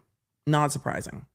Unable to find a match using CODIS, law enforcement decided to use the genetic genealogy to find a lead. Genetic genealogy allows individuals to trace their lineage or connect with unknown family members using DNA. The stories about genetic DNA are so fascinating. Typically, it involves sending a DNA sample, such as a tube of saliva, to a service like Ancestry or 23andMe. The genetic genealogy service then uses an algorithm to compare the user's SMP profile to SMP profile submitted, and then they're going through how that's done. This is how they ended up getting to a family tree. Family trees can be used to narrow down a potential suspect based on factors such as age, gender, opportunity, known physical characteristics, etc. In this case, that's what I'm more interested in. In this case, investigators used IgG to begin the process of developing a lead to the individual who left DNA on the knife sheath. The Idaho State Police utilized a private laboratory to develop the profile from the DNA on the knife sheath. The private laboratory started using genetic genealogy to develop a family tree, but after law enforcement decided the FBI would take over, the private laboratory ceased its efforts and sent it to the FBI. Footnote 2. For ease of reference, this motion focuses on the FBI's IgG efforts. The state is also seeking to protect the partial family tree created by the private lab, as it should be protected for the same reasons the FBI's should be protected. The FBI uploaded the profile to one or more publicly available services to identify possible family members of the suspect based on shared genetic data. The FBI could then view the genetic genealogy services portal information regarding potential relatives of the suspect who left DNA on the knife sheath. This is used in a lot of cases. Based on information the FBI could see in the genetic genealogy services portal, the FBI went to work building family trees. The FBI built a family tree using the same tools and methods used by members of the public who wish to learn more about their ancestors. For example, the FBI consulted social media, viewed vital records such as birth and death certificates, viewed other information already contained in the user portal for the service, including unverified information submitted by other users. Okay. The FBI consulted subscription-based databases available to law enforcement for information on individual people. The product of the genealogy conducted by the FBI was a family tree that contained the name, birth date, and death date, if applicable, of hundreds of relatives, as well as their family connections between each other and the suspect, Bryan Kohberger. The FBI then sent local law enforcement a tip to investigate defendant. Okay. So they went through all of that and came back to Kohberger. The defense wants all of that information. Like, how did you narrow it down to him? Because that's the thing they're going to attack, right? How did you narrow all of this down to this person whose DNA is on the knife sheath? The thing that's going to be interesting is it's a direct match once they arrested him, but they're going to attack this before arrest, right? The investigative process. The IgG process pointed law enforcement toward defendant, but it did not provide law enforcement with substantial evidence of guilt. Well, no, it wouldn't. It would be narrowing it down. The FBI did not, for example, conduct a direct comparison between the SMP profile and defendant's SMP profile. That type of direct comparison required more traditional STR DNA, which was conducted by Idaho State Police, not the FBI. Prior to the FBI's efforts, the ISP laboratory developed the traditional STR DNA profile from the knife sheath. After identification of defendant, law enforcement recovered trash from the home of defendant's parents. Okay, but what identified defendant? Was it just the familial profile or was there more? I think there was more, but they didn't make it clear here. After identification of defendant, law enforcement recovered trash from the home of defendant's parents, and the laboratory did STR from the trash comparison to the unknown crime scene DNA. That comparison indicated that the DNA from the trash belonged to the biological father of the individual who left DNA on the knife sheath. Footnote 4. Just saying blanketly that STR analysis is routinely used. That's not unlikely. Well, that's not uncommon. Pursuant to a search warrant, law enforcement then collected DNA from the defendant. This was after he was arrested via a buccal swab. We can debate buccal versus buccal another day. A traditional comparison was done, and the knife sheath DNA is the defendant's DNA, which we knew. The comparison showed a statistical match, specifically that the profile was at least 5.37 octillion times more likely to be seen if defendant is the source. That's a really, really, really, really, really, really high DNA. So what they're saying is basically the defendant's DNA is the DNA on the knife sheath, but this is how we got there. First, we got the DNA off the knife sheath. Then we made profiles of it. Then we ran it through CODIS. Nothing hit through CODIS. The defendant's DNA wasn't in CODIS yet. Then they did a family tree. Then they narrowed in on the defendant. Other things were going on, I'm sure, while they were doing this. Then they got the trash. The trash came back to that's the father. And then you got to arresting defendant, and then they conducted the DNA that matched defendant to the DNA on the knife sheath. Trisha Lynn, that's so cool. I love seeing all y'all who you're distantly related to. It's fantastic. Feel free to put it in the chat if you want to. If you want to. The genealogy conducted by the FBI resulted in a lead that pointed law enforcement to defendant, but it did not result in the creation of many documents or records. Much of the information relied on by the FBI was only viewed through the user portal. Okay, well then get the search record for the portal and then get it. The FBI did not download or create copies of these records. Y'all? Once defendant was in custody, the FBI removed the profile from the genealogy services pursuant to the United States Department of Justice interim policy for forensic genetic genealogy DNA analysis. That's a long word. This means the FBI no longer has access to view much of the information it used to create the family tree and cannot view it again without resubmitting the profile. Wait, so you destroyed it? Well, that's not good. No wonder the defense is pissed. If I was the defense, I would be pissed. If I was the defense, I would be like, so let me get this straight. Let me get this straight. You did all of this work to narrow in to the defendant. And then you just went and like logged out and it's gone. Are you not investigators? Do you not know that this is all going to need to be turned over to the defense? FBI. Because the defense is going to go, hey, how do we know? And that is why they are asking for all of this information. And when we get to the hearing, we're going to hear some of this where the prosecution is saying, we've turned over everything we have, we don't have it. And the prosecution should be, where's my speculation noise? The prosecution should be looking at the FBI going, excuse me, what?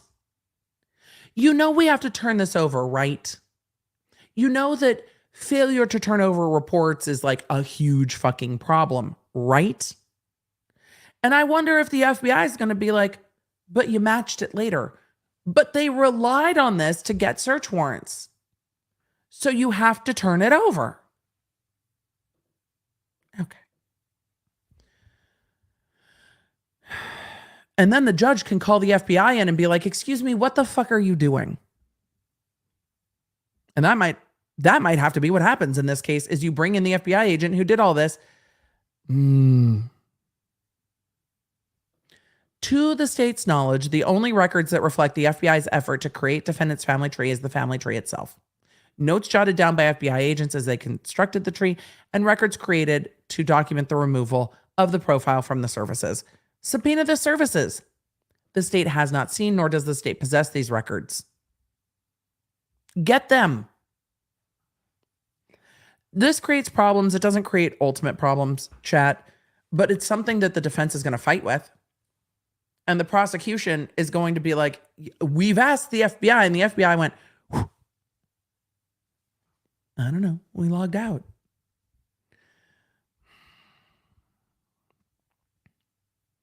Argument. The state seeks a protective order for a narrow category of information, namely information related to the use of IgG in this case. That's fine. You still have to give it to the defense. Here, defendant served on the state a request for discovery that calls for the IgG information, even though IgG information falls outside of Rule 16, without first obtaining an order from this court. So they're saying to the court, we need you to order it because we're not just turning it over. The state now seeks, and the court should enter, an order protecting the information related to the use of IgG in this case. This is what the state wants. Protect the following information: the raw data to the SMP profile, all information related to the IgG efforts in creating a family tree and identifying defendants' potential relatives. But for the defense is going to be like, hey, those could be potential other suspects. So this could potentially be exculpatory, but we can't know until we look at it. So you have to give it to us. The state does not seek protection and has or will disclose the following: the GenoKit report, information related to the STR and the K-bar. I'm sure they've already turned all that over because they have it. We're not going to go through the rest of the legal argument because we're going to go through the defense's argument. We know what the state is asking for. Here's what the state is saying. So all the family tree mapping that the FBI did when the FBI called us and we're like, hey, you need to take a look at Bryan Kohberger, we sort of don't have that. And it seems like the FBI might have maybe logged out of that. And so we really only have some notes and stuff, but we want the names of the other family members protected. Fine. Don't put the names of the other family members out in public. Fine. But you have to give it to the defense. And if the FBI can't turn it over, the court is going to want the FBI agent in court to explain why not. And this could create a problem down the road because they relied on it to get some of the search warrants, and they relied on it to get some of their probable cause affidavit. And they relied on that so that if you don't have that narrowing it down to Bryan Kohberger, I'm sure there's other stuff. But if you don't have that narrowing it down to Bryan Kohberger to go to his dad's trash to get that DNA, you've got a big problem because you need that first step to also be done properly before you get to all the other steps, or you're going to end up with fruit of the poisonous tree problems. So I'm sure we will see motions to yeet some of this stuff later, but the defense can't even make those motions until they have the information. And when those motions get made, then we will look at those motions, because then we will see what else is going on. Like if you took this one component out, is there still enough to get you there? And there might well be. But the defense has a right to know who else they looked at or didn't look at or could have looked at. The defense has a right to all of this.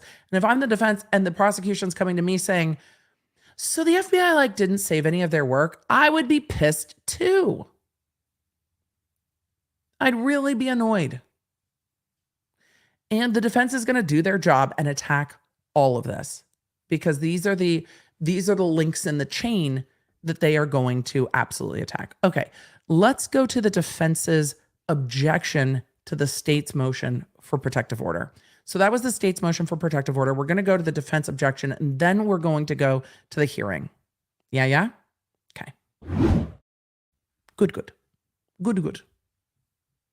This one's only 8 pages long. The other one had exhibits attached. That's why it was so long. We got to most of it. Interesting. All right. Objections to the state motion. Kohberger's motion.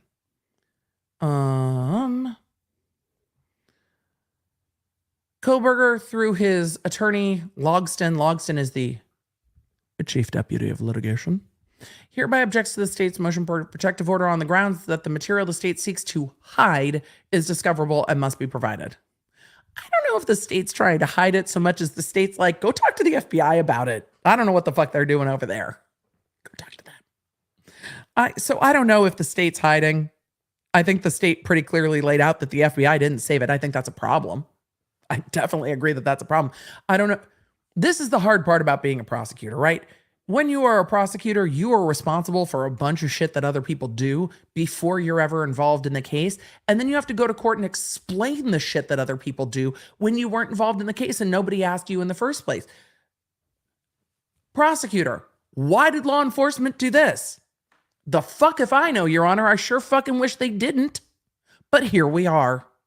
And then law enforcement looks at you and go, hey, why aren't you pursuing this allegation on this? It's like, well, you didn't give me the information, so the court has yeeted it because I couldn't turn over the information in time. Remember all the times I asked you for it and you didn't give it over?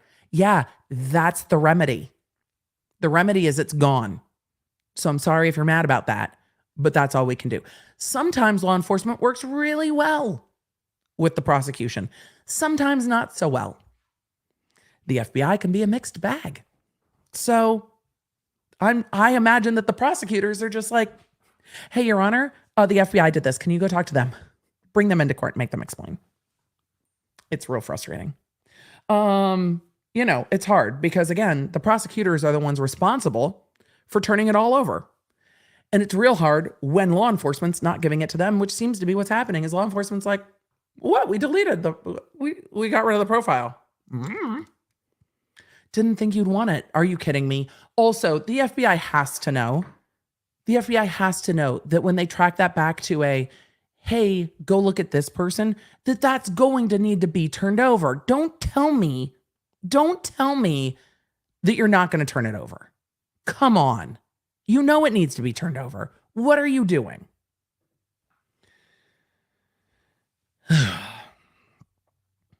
I don't know, though, if the state is hiding it or if the FBI is just like, ooh. Factual background. November 13th, 2022, law enforcement responded to a 911 call and found the victims deceased. Law enforcement later found the knife sheath placed. See, the languaging is different, right? The languaging is different between how the prosecution argues it and how the defense argues it. Not right or wrong, right? Just these are legal arguments differently. Emily, I have the answers you seek. Richard Allen ate it. That's where we're at. Placed. It's an interesting use of word, right? The defense using of the word placed, I think, maybe signals an argument that they will make later. That this knife sheath wasn't dropped in the heat of a moment, that it wasn't dropped or fell while these murders were being committed, that it was placed there, seeming that somebody other than the defendant was there and that the defendant's DNA is on it because the knife sheath was placed there. I'd be very interested in the how the knife sheath looks, right? I would very much want to know what that sheath looked like, but they are hinting at the sheath not being dropped, not being, not falling off of a belt, that it is placed. That is an argument that they are going to make, right? That this was planted, perhaps. And that is me truly reading in to what is said here by the defense. That is me reading in to the word that they chose. Placed. Not dropped, not found. Placed. They found a knife sheath placed next to victim Madison Mogan on her bed. The sheath was placed button side down and partially under Mogan and the comforter. Again, I'd want to know what it looked like, but it is a very specific use of word, and the defense has been very careful in their arguments, right? On November 20, 2022, the Idaho State Police Lab in Meridian located DNA on the button of the sheath and performed the analysis that led nowhere when ran through CODIS, other than to show the provider was a male. Okay. By December 17, 2022, lab analysts were aware of 2 additional male DNA within the house where the deceased were located and another unknown male DNA on a glove found outside the residence on November 20, 2022. A glove, wait, are they saying that the glove was found outside the residence on November 20th? Because between November 13th and November 20th is a lot of time and a lot could have happened. So I've got questions about when the glove was found. Because if the glove was found on the 13th, that's different. If the glove was found on the 13th and the DNA and the DNA was located on the 20th, that's different than if the glove was found on the 20th and then DNA was located. Rhonda asked how big the knife was. These are really big knives. These are big, big knives. They are large. By December 17th, the lab was aware of additional 2 male DNA within the house and another DNA on a glove found outside the residence on November 20th. I think the gloves were outside the residence on the 20th. It'll be interesting to see what kind of glove they're dealing with. To this date, the defense is unaware of what sort of testing, if any, was conducted on these samples. The defense should know that. The prosecution should have, or law enforcement should have tested them. The thing is, this is a college residence that was heavily trafficked, it seemed. So I'm not surprised if there would be other DNA. Where the DNA was taken from is going to be more interesting to me. Further, these 3 separate and distinct male DNA profiles were not identified through CODIS, leading to the conclusion that these profiles do not belong to Mr. Kohberger. When did they run them? While this was ongoing, police were investigating many various possible suspects, as they should be, many of them providing DNA. At least one had his DNA surreptitiously taken from a discarded cigarette. Police will do that. If you are interviewed by police and they offer you water, they will test that water cup for DNA. If they offer you something to eat, they will test anything that is discarded. They will absolutely do that. Many had their phones taken and downloaded. And that's all I'm assuming. I'm assuming all of this has been turned over and that's how the defense already knows about it. One area of investigation had to do with a white sedan on a camera located at 1112 or 1112 King Road. First glimpsed by officers November 18th. By November 25th, police believed the car to be a white Elantra and asked law enforcement to be on the lookout for one. Precisely how police came to believe the car was a white Elantra is still unknown. The FBI did that.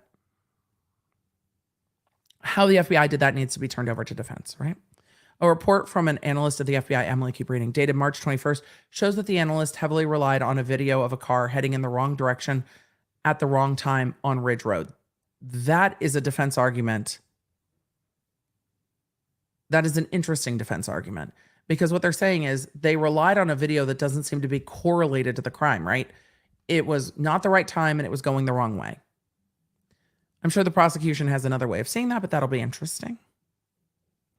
The state's latest filing admits that somewhere within all of this, they engaged in IgG using DNA taken from the button of the sheath and now claims it was due to the use of this technique that it tipped local law enforcement to investigate Mr. Kohberger.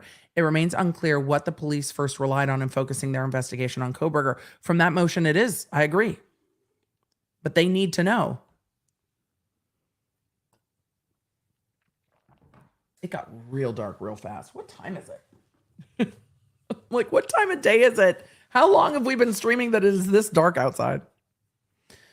No matter what came first, the car or the DNA, the investigation has provided precious little.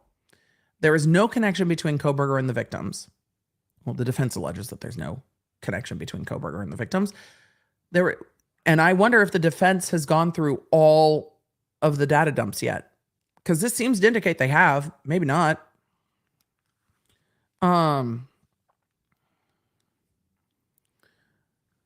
There is no explanation for the total lack of DNA evidence from the victims in Mr. Kohberger's apartment, office, home, or vehicle. And that is going to be a very, very, very big big point of contention. If there is no DNA evidence from the victims anywhere, it's going to come up when this goes to trial. How does someone commit 4 brutal murders, get into a car quickly, because the window of time here is narrow, get into a car, that car supposedly be obtained by police later, and have no DNA anywhere, not in the apartment, not in the home, not in the vehicle. Now, the prosecution will probably argue there was a lot of time, there was time to clean up, but even cleaning up leaves evidence of cleaning up. So that is going to be a big thing.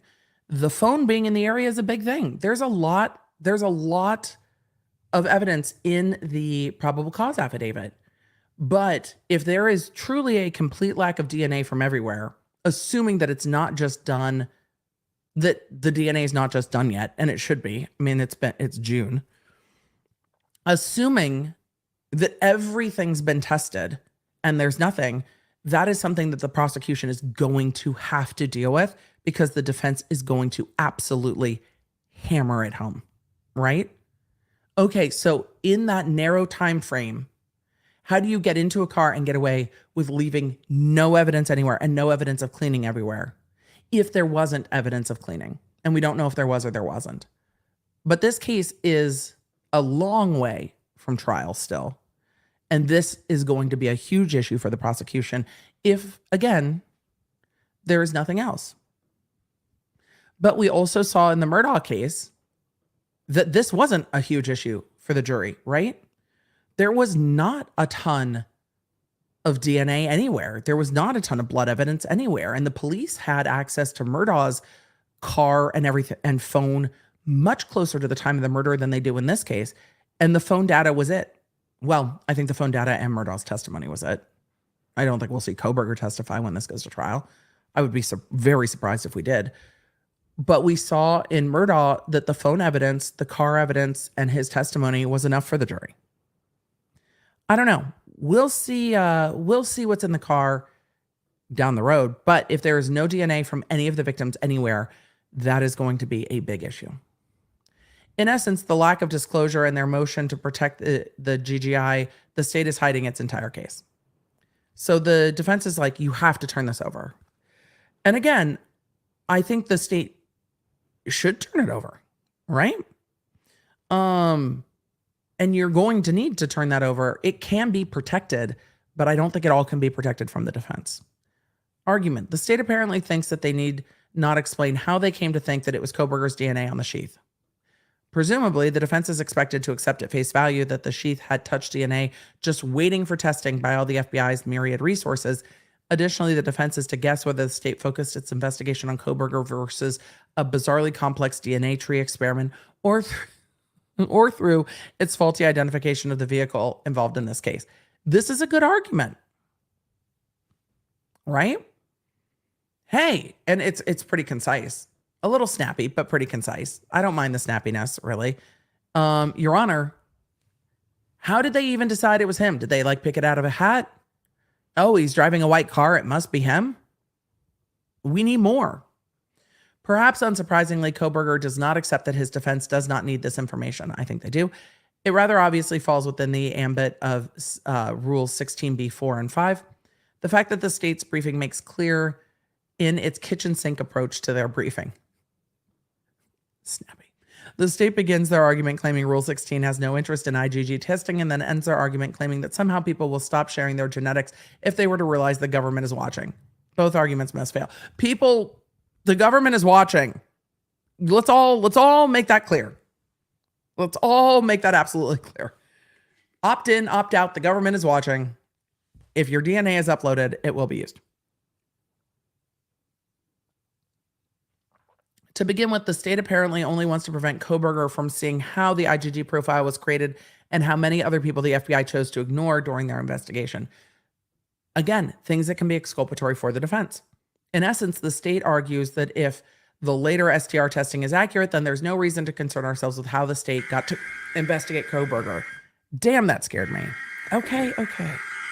Stormy storms. Stop it. Got it. Storms are here. Y'all, we have storms. All right. I don't think Ryan Hall, y'all, is commenting on my storms yet, so I don't think it's really that much of a matter. Don't worry, y'all. It's not spinny. It's just flashy and loud. Okay? Flashy and loud. Flashy and loud. That's it. Let's see. I'm just going to make sure Nashville severe weather doesn't have anything to contradict me about that. And flashy and loud. That's it. Flashy and loud. And windy, but not swirly. All right, let's continue. Now, shush. You've warned. I've been warned. I feel well warned. Thank you for all the warnings. I am well warned. Well warned. I was trying to pull. Well warned. Y'all stay safe. Let's see. I am the swirly air part of the world, not the hurricane part of the world. Sorry to scare anybody. That scared me. Let's see. Do you think the law enforcement checked his vehicle for his father's DNA? I think law enforcement checked the vehicle for DNA. They would have submitted that DNA, and then they would have seen who it matched to or not. The defense needs to get all of that. Whether that will ever come up in trial or not depends, but the defense needs it before trial. Because the defense has the right to say, okay, literally what they're arguing, how many other people could this have been and you discounted, and how did you discount them? How did you narrow in on Kohberger? Was that done properly? Was that not done properly? They get to attack everything before you get to trial. You can't just decide, hey, that dude looks sus. That's not how any of this works. And they have the right to be able to attack that and attack the things that came after it. And you might get motions to dismiss, not motions to dismiss. You might get motions to suppress evidence based on how this investigation was carried out. And of course, the state's going to have answers, or should have answers to all of that, but we'll see. Because the defense can say, if you took this DNA profile and you won't tell us how you got to that DNA profile, you have to tell us how you got to it being this defendant. We need to know the links in the chain that got to arresting him. That makes sense. What the state's argument asked this court and Mr. Kohberger to assume is that the DNA on the sheath was placed there by Kohberger and not someone else during an investigation that spans hundreds of members of law enforcement and apparently at least one lab the state refuses to name. Back to places. Is Kohberger being set up? Is Kohberger not being set up? Is this placed? Is this planted? How do we get here? Perhaps most puzzling, that we know how the defense feels about this. Like, tell me how you really feel. The defense is like, this is how we really feel. Perhaps most puzzling is the state's argument that while Rule 16b-5 requires them to turn over the results or reports from scientific investigations, it does not require the state to disclose what law enforcement does with the results or reports. The state's brief. First of all, that sounds like an admission that the information as to how the IgG was carried out should be disclosed. I don't disagree. Second, what law enforcement does with the results or reports is covered by Rule 16b-6, statements of prosecution witnesses, and 8 police reports. Frankly, the fact that members of the FBI are so concerned about permitting Kohberger to know what they were up to with what was supposedly his DNA does not give one the impression that there is, quote, nothing to see here, as the state seems to imply. No, the defense has the right to know how they got there. Absolutely. Finally, the states claim that the rules Rule ICR 16G2 applies in this matter is quite bizarre. Presumably, the independent company the government relied on was paid for its work and would stand by it in court. The state provides no real argument as to why the company needs to be protected. Not from the defense. I could understand from the public, but not from the defense. And then even then, they would have to testify in court. If there was a suppression hearing, they would have to come in and say what they did. Kohberger is left to suspect they wish to keep their methods from being questioned to the extent that there is some concern about intellectual property. That can be addressed via a protective order that permits Kohberger and his defense team to review their work. Second, the state appears to argue that everyone living on Earth that provides genetic information is A, unaware that their DNA could be used by a government somewhere for something, and B, is an informant within the meaning of the term of the rule. That's kind of funny. The state citations to the case involving actual informants hardly help make this incredible leap. No court has ever found the existence of a DNA informant. What about a spiritual witness? You're not really an informant if they just have your DNA, right? You're not saying anything. It just is. It exists.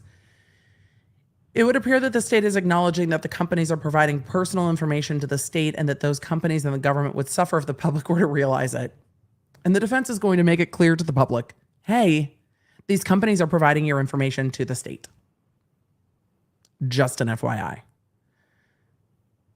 The only two databases that allow access are ones that already inform their users that those users can opt in to allow law enforcement searches. The statement by the government implies that the databases search may be ones that law enforcement is specifically barred from, which explains why they don't want to disclose their methods, which would be a massive problem, right? If you submitted your DNA to a database, it's like, we don't disclose this. We don't disclose this to law enforcement. And then on the back end of this, they're disclosing it to law enforcement. Then there would be, I can understand there would be an issue. Yeah.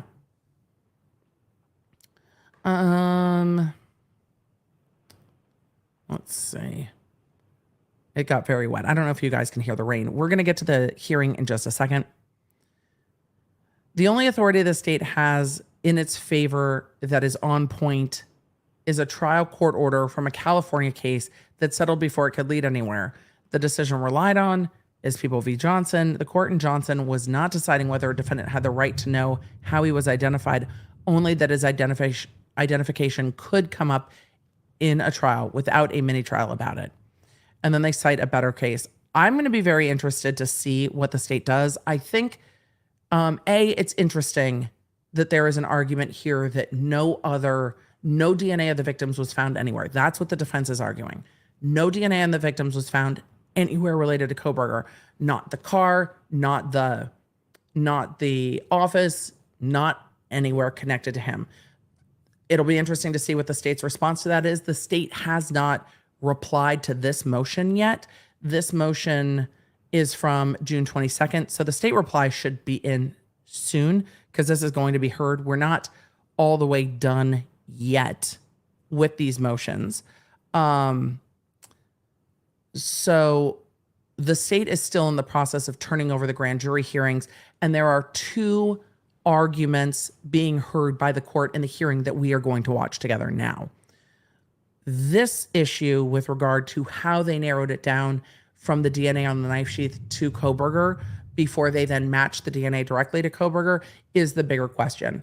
And we see the defense laying the groundwork that the result to get to Kohberger is tenuous, that the victim's DNA aren't tied anywhere to Kohberger or his property. That was loud. That the knife sheath was placed there, that we don't know how the sequencing worked, and we need to know because they have the right to investigate those tactics used to determine that this is the person that killed 4 people, right? And I think it'll be interesting to say. Shady Millennial said, did EDB just say it got really wet? Yes, the rain is pounding on my home. So, all right, let us continue. It is going to be loud and flashy here. Sorry. If you guys hate thunder, I apologize. It's going to be loud because I can see it. Very flashy. All right. Well, welcome to the storm at my house. And let's get to this hearing, shall we? Let me swoop. Let me swoop a doop.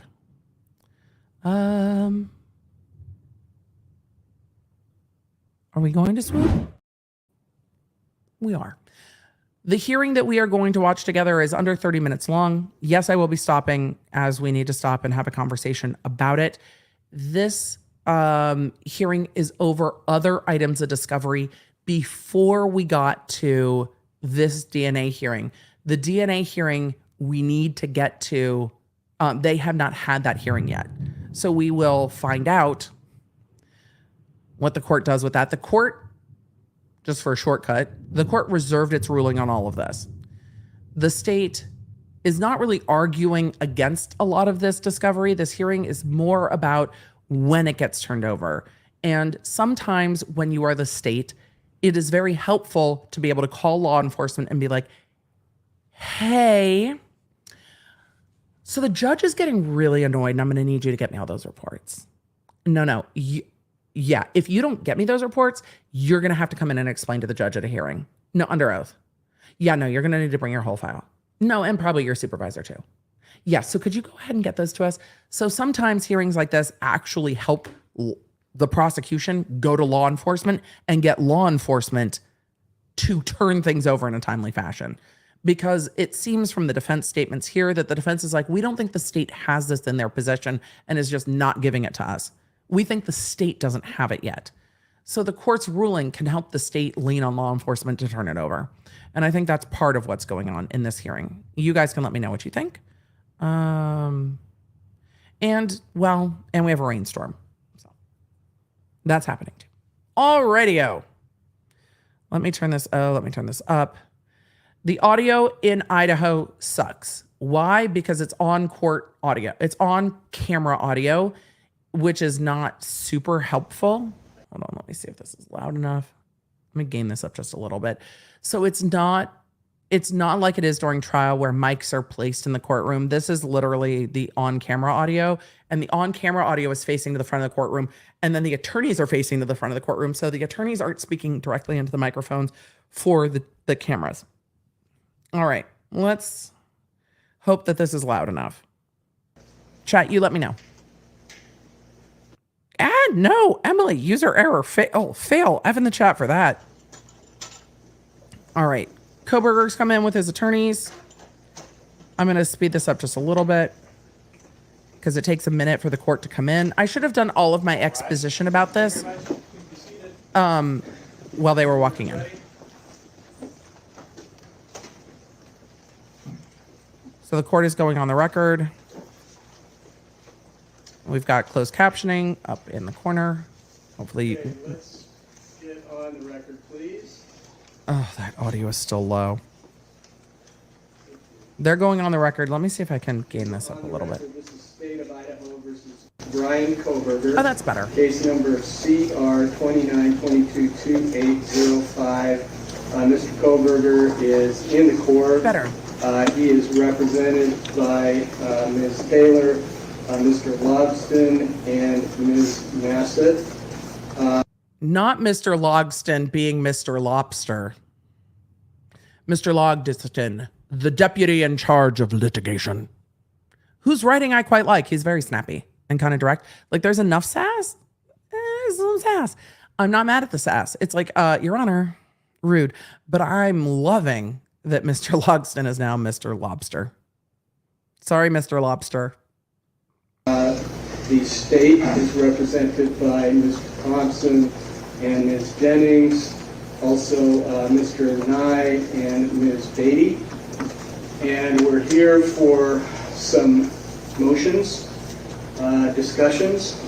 And before we get there, I want to address, really everybody, about the revised amended dissemination order. Apparently there's some misunderstanding about who it applies to and who it doesn't apply to. Your Honor, there's no misunderstanding. Your order was clear. It's not your fault that other people don't want it to be clear. I thought the court was perfectly clear on their 27th amended non-dissemination order.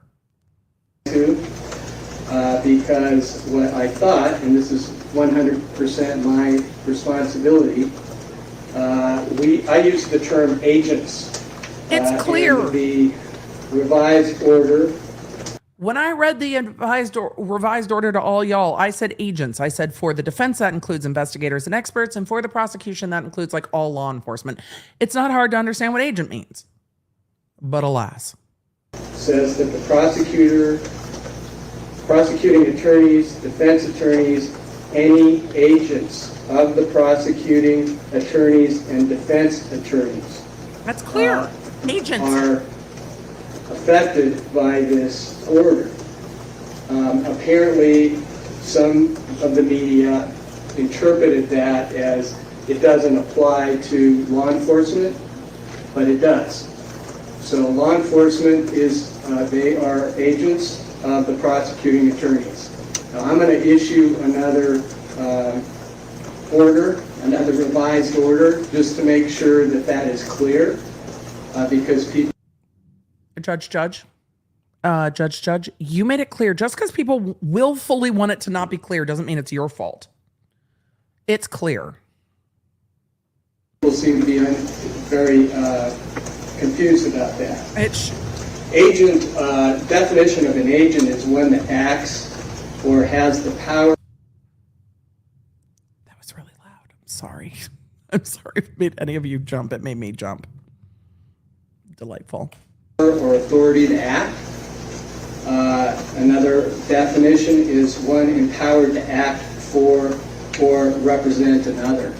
So I'm going to include law enforcement for the prosecuting attorney's agents, and for the defense attorneys, investigators. So it's clear. I think it's sort of doubling down on the definition, but apparently that's necessary. It's not necessary. They just want to be able to talk to law enforcement. That's all. I'm also going to add retained expert witnesses for each side. It's clear. Because we don't want to have a trial in the media or in the public. We want it to be in the courtroom. Speaking of that, a comment on the cameras. They're in the courtroom now. And remember, Judge reserved their ruling on cameras in the courtroom till later. The judge's ruling on cameras in the courtroom, and for anyone in media that watches me, the judge's ruling is really fuck around and find out. This judge will yeet these cameras out of the courtroom and be happy to do so, is my feeling about this. It's not exactly what he wants to do, but if people fuck around, the judge will let you all find out. He will do that. I don't want him to do that, so could we please not? I have deferred my decision about cameras. One of the things that's going to be really important, that is very important, is that the people with the camera and media need to follow the rules. And we've had some issues where people were pushing the envelope. Particularly, that's the fuck around. I would like to not have the find out. Particularly focusing on the tables where counsel sits. You are not to turn your cameras toward the top of those tables. And if you do that, you're probably going to have to leave the courtroom. Also, one of the things that happened in the Daybell case is that the cameras just continued to focus on the defendant. Don't do that. That's what brought the cameras to have to leave the courtroom in that case. And what I would prefer, if you want to continue to have cameras in this courtroom, is to back off and not... do we have that? Yeah, make sure that's... The judge is telling you exactly what he wants. He wants the cameras essentially to do what they did, and the judge probably didn't pay any attention. Judge, pay attention to the Paltrow judge, because the Paltrow judge had a pretty specific order that I think worked pretty well. And yes, Paltrow's attorney brought it to the court when they felt that the cameras weren't doing what they were supposed to be doing, and they were monitoring that, or Paltrow was monitoring that. But they said, look, you need to focus on who's speaking. Make sure that we just have the totality of what is happening in the court, and not just focus, for example, on the defendant's face, on Mr. Kohberger's face. So I think that that's was what fair. happened in that case, and it's not appropriate. Just zoom out and get the whole courtroom. Just show One us the courtroom. other reminder to counsel: speak. Don't let this judge see what they were doing in the Corey Richards case when they were trying to pick up on counsel conversations between the defendant and her attorney at counsel table. Because this judge will be like, see, that's the shit we don't want to have happen. And this is to myself, to speak into the microphone so we can have a good record. All right, I think those are my general announcements or cautions, and I think we've sort of boiled things down to some issues on a motion to compel discovery.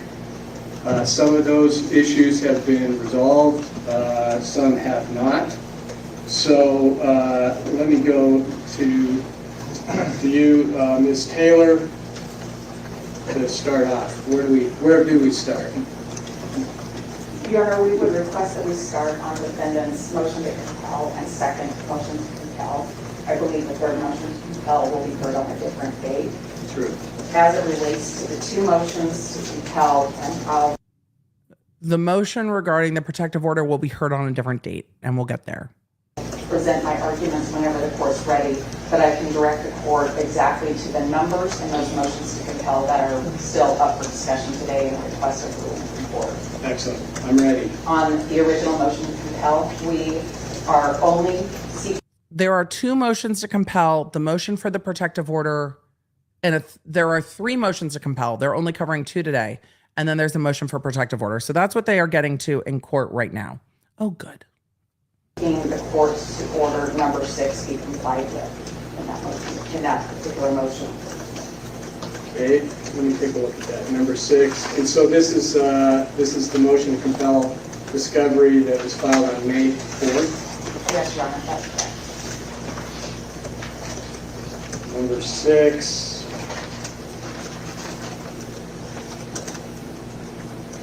And that is request number 160. That is for request number 160, and that was in the second supplemental discovery request. Okay, thank you. All right. And we're getting. I don't know what that noise in the background is, but I really hope it passes fast. Is that me? Okay. Number 6. Number 6 on that one, yes. On the second motion to compel, Your Honor, we are leading the court to order on request number 1, number 4, So they number are going 5, through their filing. and I think that we On have a plan for the other numbers. So This is not uncommon. Your Honor, we have a plan for the other items. So the prosecution and the defense have worked some of this out, and some of it they need the court to determine. And that's what they're trying to do. Hey, Your Honor, can you determine what goes where? We just need you to tell us. Thank you. Let me make sure. And that's what should happen. Generally, the defense and the prosecution should work together on turning over Okay, number 1 is almost request everything in 1. discovery. Sometimes there will be disagreements, and the court decides those. 4 is request 23. I'm sorry, Your Honor, it's number 2, request 4. Okay, I apologize. Number 2, request 4.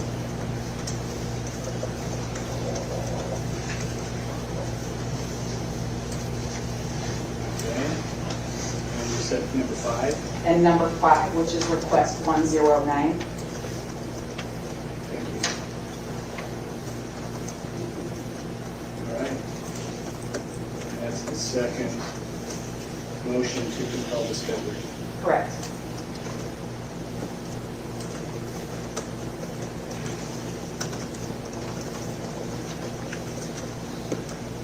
All right. It looks like there are two cameras in the courtroom, or that's a boom mic up in the corner up here.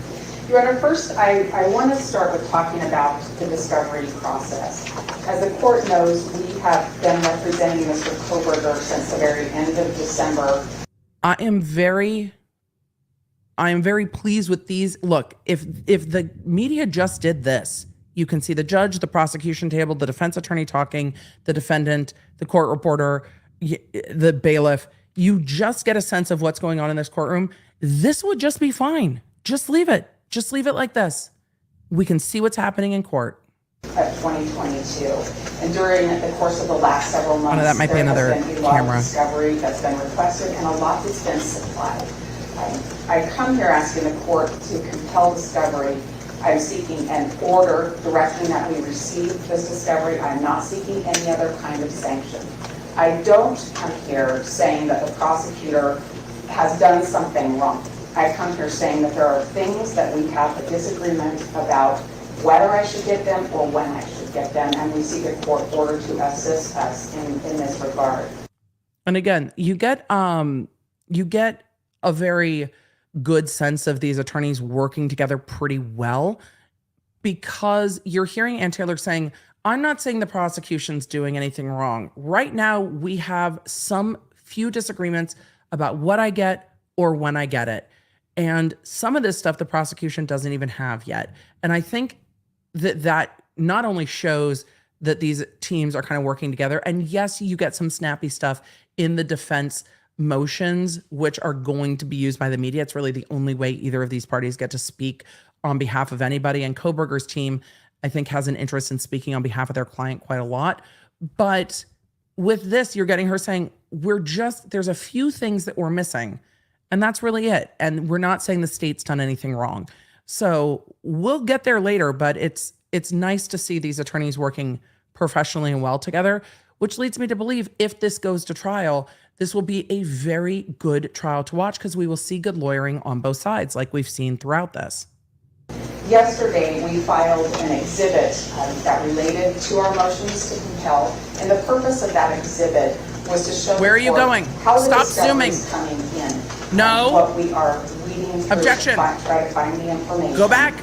And to let the court know that our office is making extraordinary efforts. Mr. Kohberger's team works nonstop. And when we ask for discovery, it's because we have reason to believe it exists. So I wanted the court.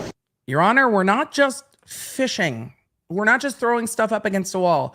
We are going through 51 terabytes of data, and we think things are missing that should be there based on all of our work. I don't doubt that they are working quite extensively. Counsel to be aware it's not a fishing expedition. These are real items that are really necessary to investigate this case and prepare Mr. Kohberger's defense. So with that as the background and the frequent communication with the prosecutor's office to try to obtain the materials we need, we have come to an impasse in a few areas, and that's what brings us to court. See, the today. thing is, I can't see Ann Taylor anymore. Discovery is governed by statute 1309 and Idaho Criminal Rule 16. And the purpose of discovery is really to prevent an unfair trial. Were you not listening? The court literally just said, don't do that. Ann Taylor's hair looks great today, by the way. Can we just stop it? This is exactly what the court said not to do. By surprise, and also to protect a charged person's We see rights none of the attorneys to talking. their defense. It protects None of them. their Sixth Amendment rights to have a sufficient and I prepared counsel, I should say, as we have a duty to investigate the case. So in preparing our case for Mr. Kohberger, we've asked for several things that we still need. I'll talk first about request number 6 in the first motion to compel, and that stems from discovery request 160. It's training records. These are training records of 3 specific police officers. Your Honor, we have not asked for training records for every officer that has had anything to do with the case. I would not want to stand here and let the court think that this is an exhaustive list of the officers that we might need training records for. But these are 3 officers that we've requested it for, and the state has indicated they're not willing to give us their training records.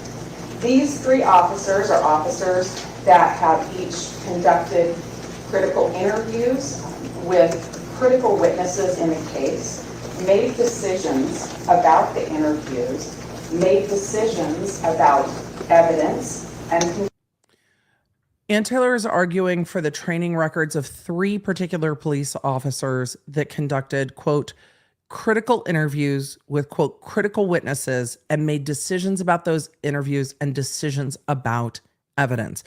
I have to wonder if that's talking about the surviving roommates being the most critical witnesses and what decisions were made there with regard to that witness testimony, and what evidence, what decisions about evidence. So I'm curious, but They are asking for the training materials on 3 officers. Conducted other kinds of investigations.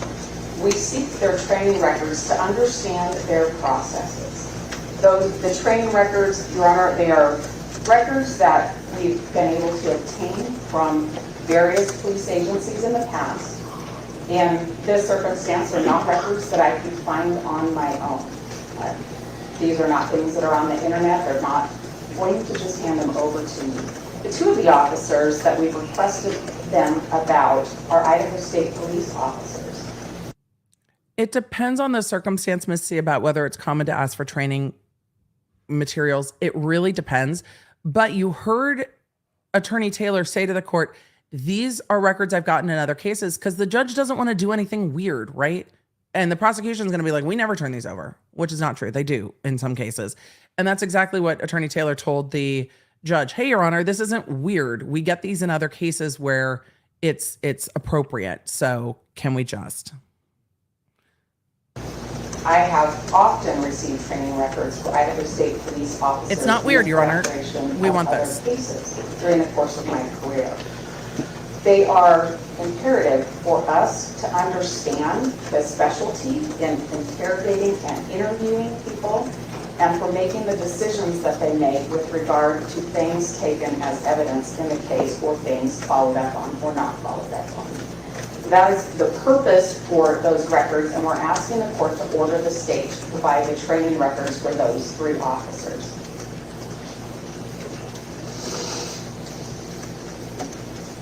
Moving on then to our second motion to compel. And what we are looking for is a lot of information from the FBI task team, as well as the FBI forensic examiner team.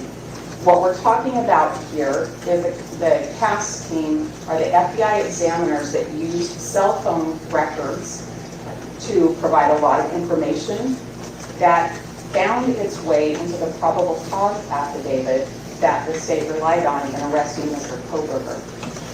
I had the opportunity to meet with the prosecutor, and they indicate that we will be getting those items in number 1 and number 6 disclosed to us, but we don't know when. So I'm asking this court to issue an order.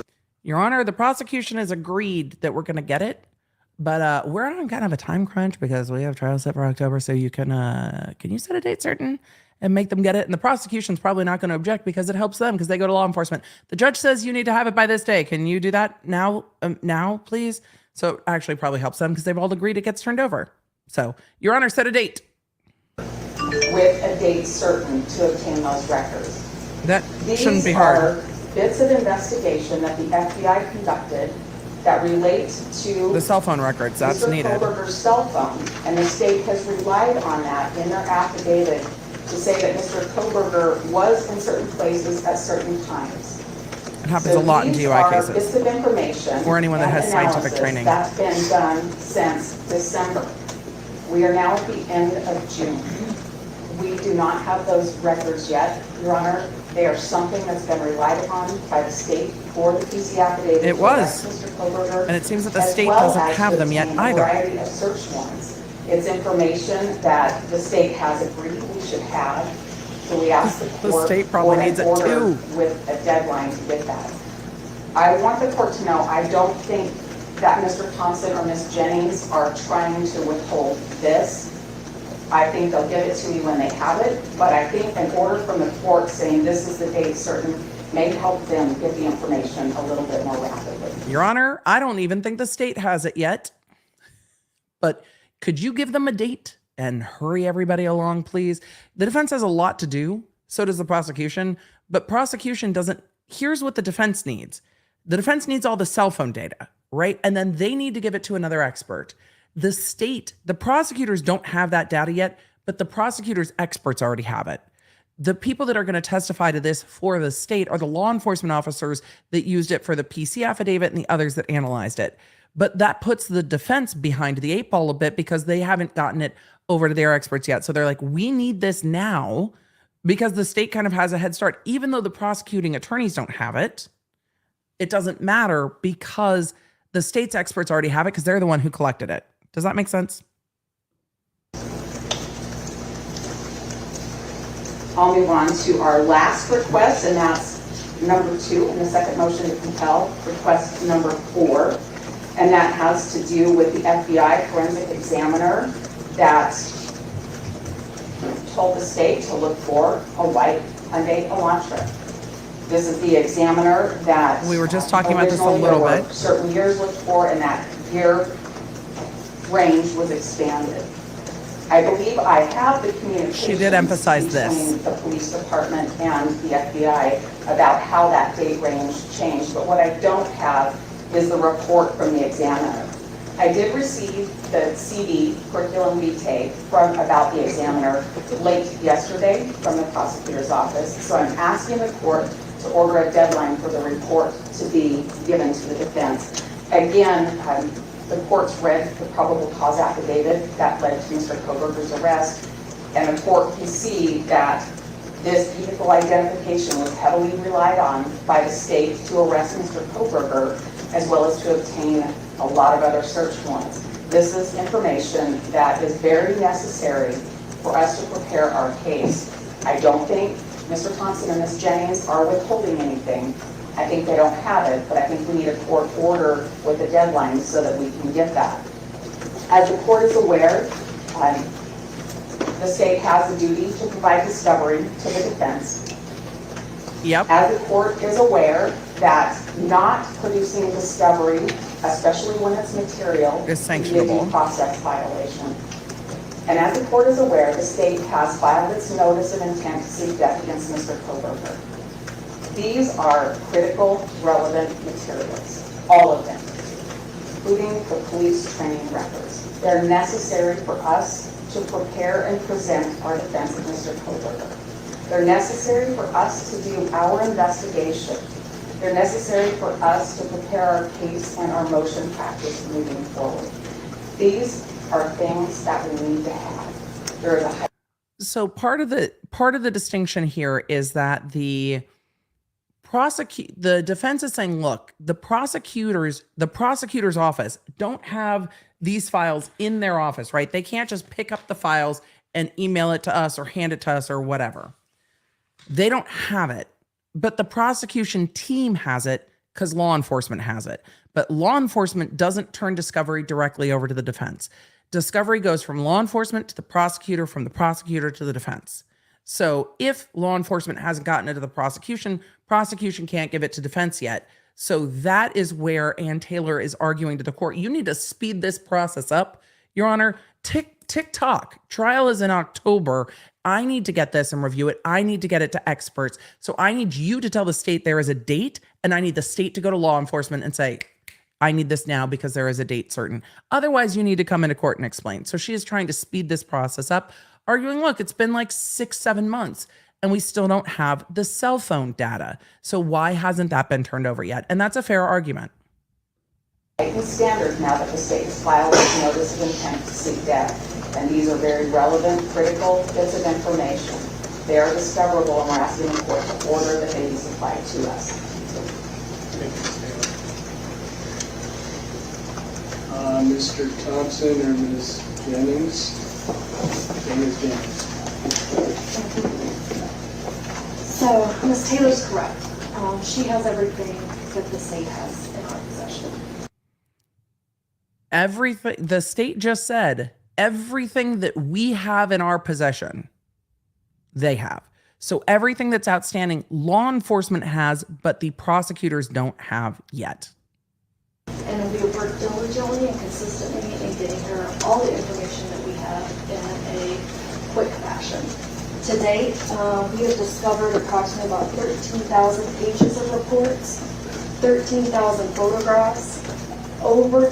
This is what they've already turned over. It doesn't matter how much you've already turned over, though, when there's stuff still outstanding, like the cell phone records and the report on how they decided the vehicle in the video was the same type of vehicle Bryan Kohberger had. Those are big deals, though. 10,000 tips and over 51 10,000 tips is a lot. Audio video information. 10,000 tips So coming we into the are tip down line to is just a lot to parse few through. points of disagreement. Sorry, my little closer to the mic. Is it okay if I Yes, say? yeah, that's fine, thank you. She asked if she could sit because First, of the mic.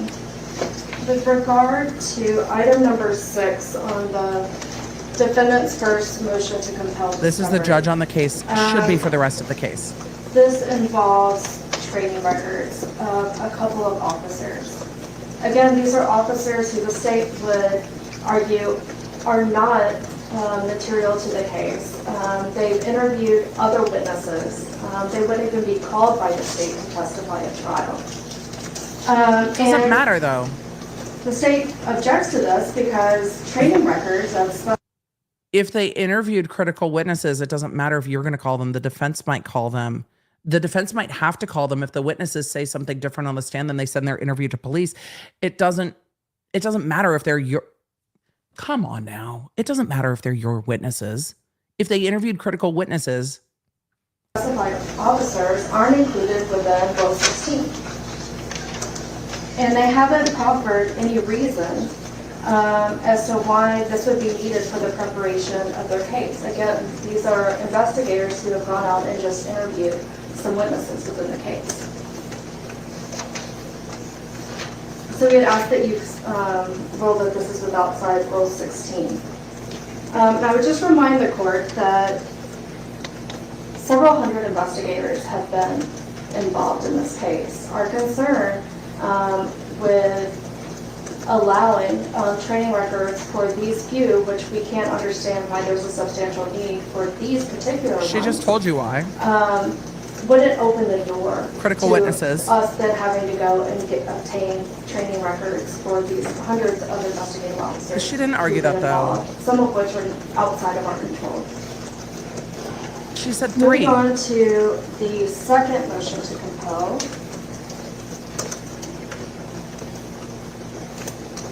As to item number 1, regarding past information. Ms. Taylor has everything that we have.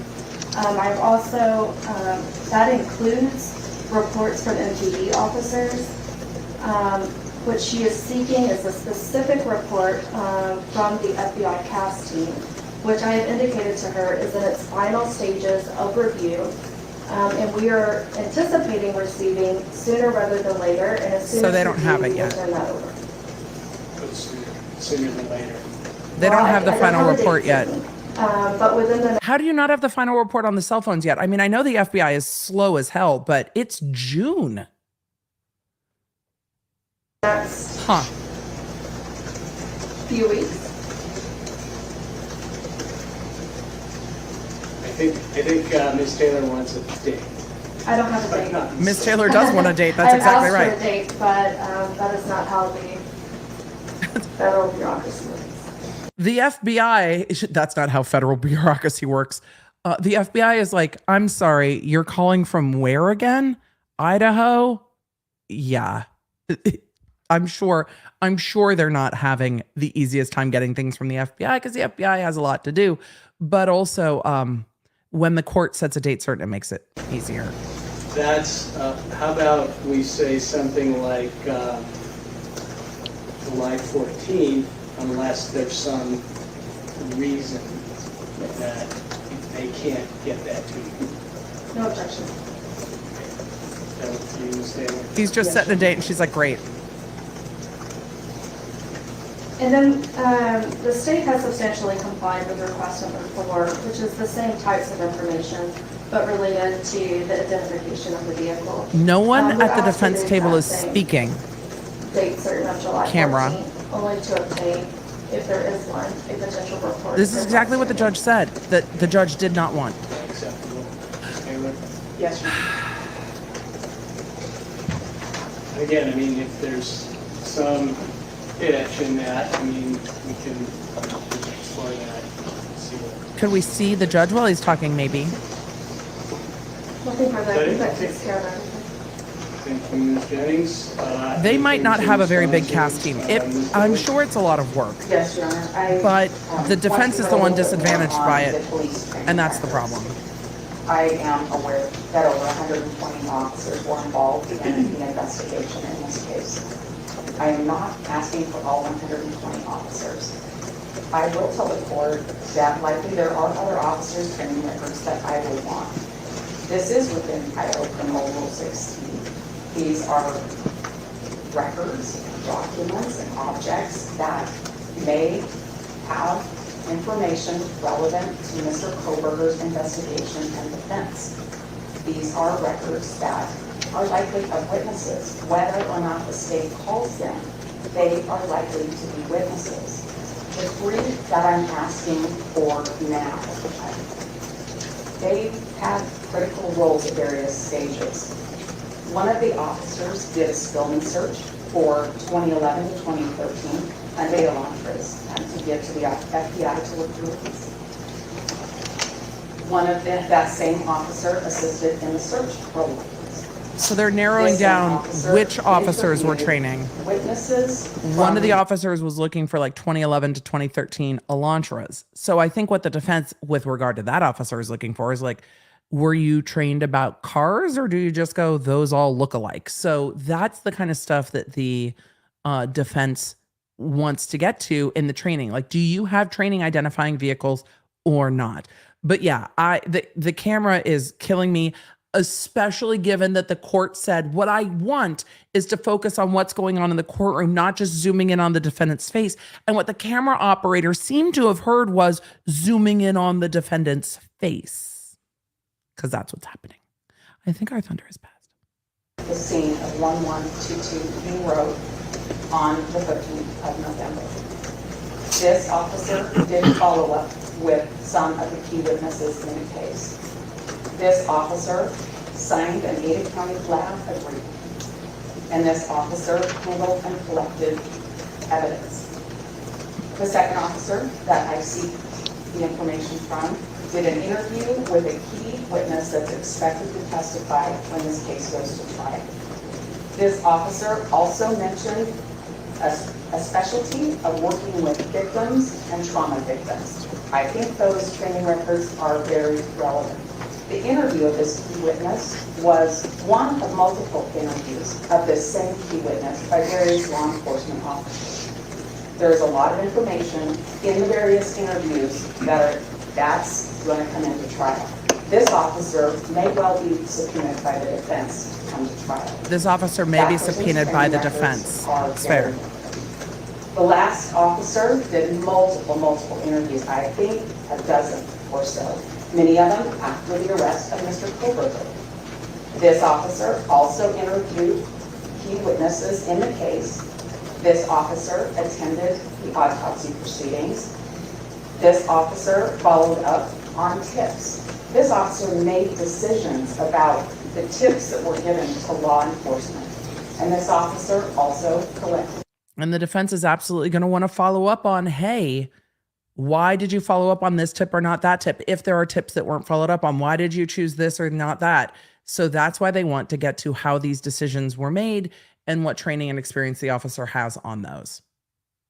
Bits of evidence. Those functions that police officers Oh, look, we can see the speaker. in their jobs, they make decisions about a case that later comes to court. They've made decisions about the case the state's going to present against Mr. Kohberger. They talked to key witnesses. How they do their job, how they were trained to do their job, and what they relied on is incredibly important. When they take the stand, they will say, based on my training and experience. That's true, they always do that. Talks about witnesses. They always say based on my training and experience. That the defense needs to conduct its investigation and preparation.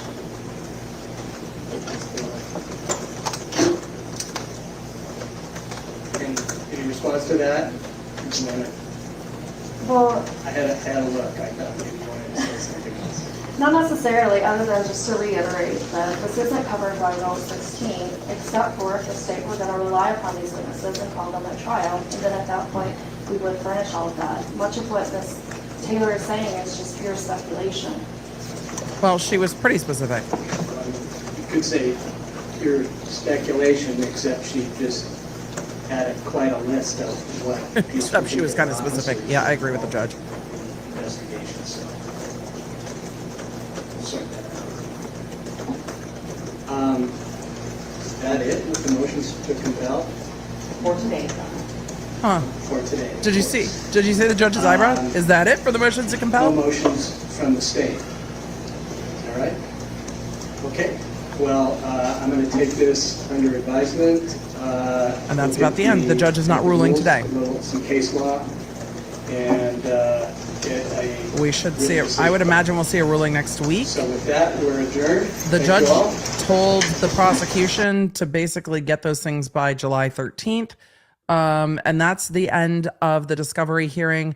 We heard some of the arguments with regard to the police records. Hey, this is based on their training and experience. We need to know their training and experience. And the prosecution's like, well, that's not specific. And the judge is like, was pretty specific. I imagine the judge will turn those things over and just basically say, hey, let's start getting this stuff turned over. There's nothing in there that's so fought over. What we're going to see fought over more is the stuff I talked about in the motions that I covered today. So with all of that, we're done with the hearing. Let's get to some questions, and then we're going to have to roll because I'm sure y'all have other things to do. I have other things to do today. And I've still got to get, we've got to record quick bits and stuff because I got a lot of stuff to do the rest of the week, and I'm sure you do too. So let's go to questions. I've got questions. You've got questions. We've got questions. Where's my question bumper? My computer today is asking me to F around and find out right now. Which is always fun. It's always fun.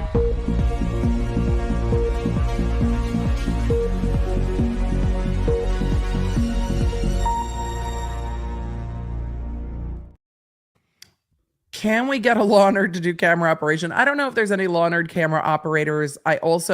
It seems at this point they don't have pool cameras, that there are multiple cameras in the courtroom, and that is a difficulty. Once they have pool cameras, it's a little easier to control versus multiple outlets having multiple cameras. I hope they move to a pooled camera. I thought there was an order for a pooled camera, but when I was looking at it, it looked like there were multiple cameras in the courtroom, but I would have to go watch various coverage to see, and I have not asked. Do you think Bryan will get reasonable doubt? Are we talking about Bryan Kohberger? I have no idea. We are nowhere close to me making, I generally don't make case predictions, but we are nowhere close to making any kind of ascertainment on that right now. We don't have nearly all of the information at all. We don't have nearly a lot of it at all. Rihanna shared, not an excuse. CB is open about being neurodivergent and difficulty with social norms. Neurospicy myself, I understand and have compassion, but even social norms I don't inherently get. I explicitly learn. Ashley Miller said, I bought a pickle. My hubby thought I was nuts. Now he gets it. I brought it to work and pickle cleanse regularly. Mr. Dilly is the best. Thank you. You're welcome. Sometimes you just... Look, life is kind of ridiculous, right? It's just... Sometimes we just need a minute. Karen said, I sent you a magazine that mentioned crumble cookies twice. Don't know if it's info you can use. I will absolutely take a look. We love food court. I miss food court. My voice is feeling much better, Roy. Thank you. I just missed a super chat because my computer's being a little spicy with me. So I apologize if I missed it. The Farley Burge said, it was, do psychics have to show their work? I'm interested to see how the court addresses that. I'm dyslexic and I have ADHD, been told by society and everyone that I'm stupid and worthless. You are not stupid and worthless. I also am dyslexic with ADHD. I have felt that from people for sure, but you are not. And today, these are the people who give attention to TikTok psychics. I mean, I'm all for entertainment. I'm not for taking something a TikTok psychic says to defame someone, Robin said I misspoke. I might have. There's no federal tort law. IIED is state law. I didn't break it down well. But which state? I think they're using Idaho in this case, because they filed it in Idaho. So thank you, Robin. I appreciate the clarification. Ann Bell said, in my opinion, ChatGPT would have improved the writing in this case. Possibly. Why is the judge even entertaining this? Beth D, here's the thing. With due process, things don't immediately get yeeted. You have to bring the proper motions to yeet them. And we will see what happens with the defamation case and if the court yeets it or not. So... EB, what does Rule 16 say about training records? The prosecution said Rule 16 said that not all training records have to be turned over unless the witness is going to be called and turned over at the time the witness is going to be called. So we'll see what the court does. What happens if law enforcement submitted DNA to Ancestry GED without disclosing law enforcement uploaded it? I thought after something similar with the Golden State Killer case, when it was allowed, law enforcement no longer can. I guess we will see. That we haven't even seen argument about it yet because the defense doesn't know what they've done because they haven't turned over that information. But they haven't turned over. They told the defense that that's how they got it, but I don't know. So we will see what happens because I don't know. Can the TikTok case be yeeted from your content? No, I'm not yeeting it because I think it's an important case to cover and I'm imminently fascinated. It seems like she has some deep-seated conspiracy theories. She says that she was a witness to the case. So there's that. Discouraging appointment Tuesday. Text crew alert made me smile. I'm so glad. Came home to watch and just seeing thumbnail cheered me up. Thank you for streaming through laryngitis. You're welcome. And yes, I was overstrained, but I'm happy to be here with y'all. I hope this gets into court and the judge reads the riot act about misabusing the system. We will see. It's different a little because the TikToker is like, y'all sued me, so I'm here now. So let's go. And I think that's where we are at. So where's the new podcast for the week? Can't find it. It is audio only this week. So absolutely go check it out there. It is an audio only podcast on your favorite podcasting app. Let's see. I saw another question that I wanted to ask, but then my chat jumped. Where did it go? No, it jumped. I wanted to ask. So I saw a question about whether or not I would be updating on the Stephen Smith case. There has been a grand jury impaneled, but there's not much more information to update. So when there's more information, I will. Question, what are your thoughts on the Alec Baldwin prosecutor going after Eric Hunley for a source? I haven't seen that, Carmen, but I will go look. I don't know the full situation, but generally sources don't get disclosed, even if prosecutors would really, really like them, unless that source chooses to disclose themselves. But sometimes sources don't want to be involved in criminal investigations. Nocturna said, oh my gosh, it's been so long since I managed to catch a scream. No, a stream. We're glad you're here. I'm glad you're here. The Law Nerds are glad you're here. What is discovery? Discovery is the process by which the sides turn over information to one another. So that is what discovery is. That's what discovery is. It's different in criminal and civil, but it's how you exchange information. Do you think this case is personal for professors, lawyers, after all TikToker shenanigans and naming them too, or are lawyers used to it? I mean, I don't know these lawyers from anything, but I do know that the lead lawyer, Olson, was a federal criminal prosecutor. So generally, I mean, it's easier to not take it personally when it's a case because you understand it. Like, I always understood as a prosecutor why people were pissed at me when I was doing my job. Like, I get it. I understand. Like, it makes sense. It makes sense that you don't like the things I'm doing because of how they impact you. I get that. And I imagine for Olson, it's like, oh, I get it. TikToker, you don't like being sued and you're wilding out because you don't like being sued. I understand. It's much easier as a lawyer to kind of detach when you get it. It makes sense. When you sue someone, they are going to be mad about it. It is not a fun experience for anyone. So most lawyers that I know don't take things like that personally. It's weirder if people start to dox you and threaten you and things like that. That gets a little strange. And we saw some of that in the Toddy Westbrook case with Saltz getting harassed online and having people going after their kids and stuff like that. That gets a little too weird. Like when people make it super personal, then it gets weird. But when people are just like, I hate that you're doing your job, it's kind of like, okay, you hate that I'm doing my job. Like, all right. So I think lawyers are mostly used to it, especially when it's understandable, if that makes sense. We're going to see what the experts look like. Question, could she have avoided all this by throwing in my opinion? No. it's really with defamation, just in my opinion, this person is a criminal that did criminal things is not going to go well. So it doesn't clear it, if that makes sense. Like in my opinion, a person is an asshole is different. Like that is an opinion. Tamara yelling, "It's my opinion." It was actually an opinion in that reunion of Real Housewives of Orange County, but you can't accuse someone of crimes. Like there are different reputational things that are defamatory that you cannot do. Question, could Kaylee's family sue TikToker for saying she had an affair with the professor? Could Kaylee's family sue the professor for saying that Kaylee had an affair? Wait, no.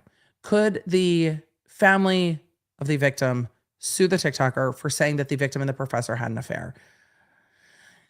I honestly don't know what good it would, like why you would want to do that. And I don't know if there's any damage caused to Kaylee other than the distress caused to the family. And I don't know if the family suing for IIED is a whole different thing that we're just starting to explore really with the Laundry Petito case. So it's interesting.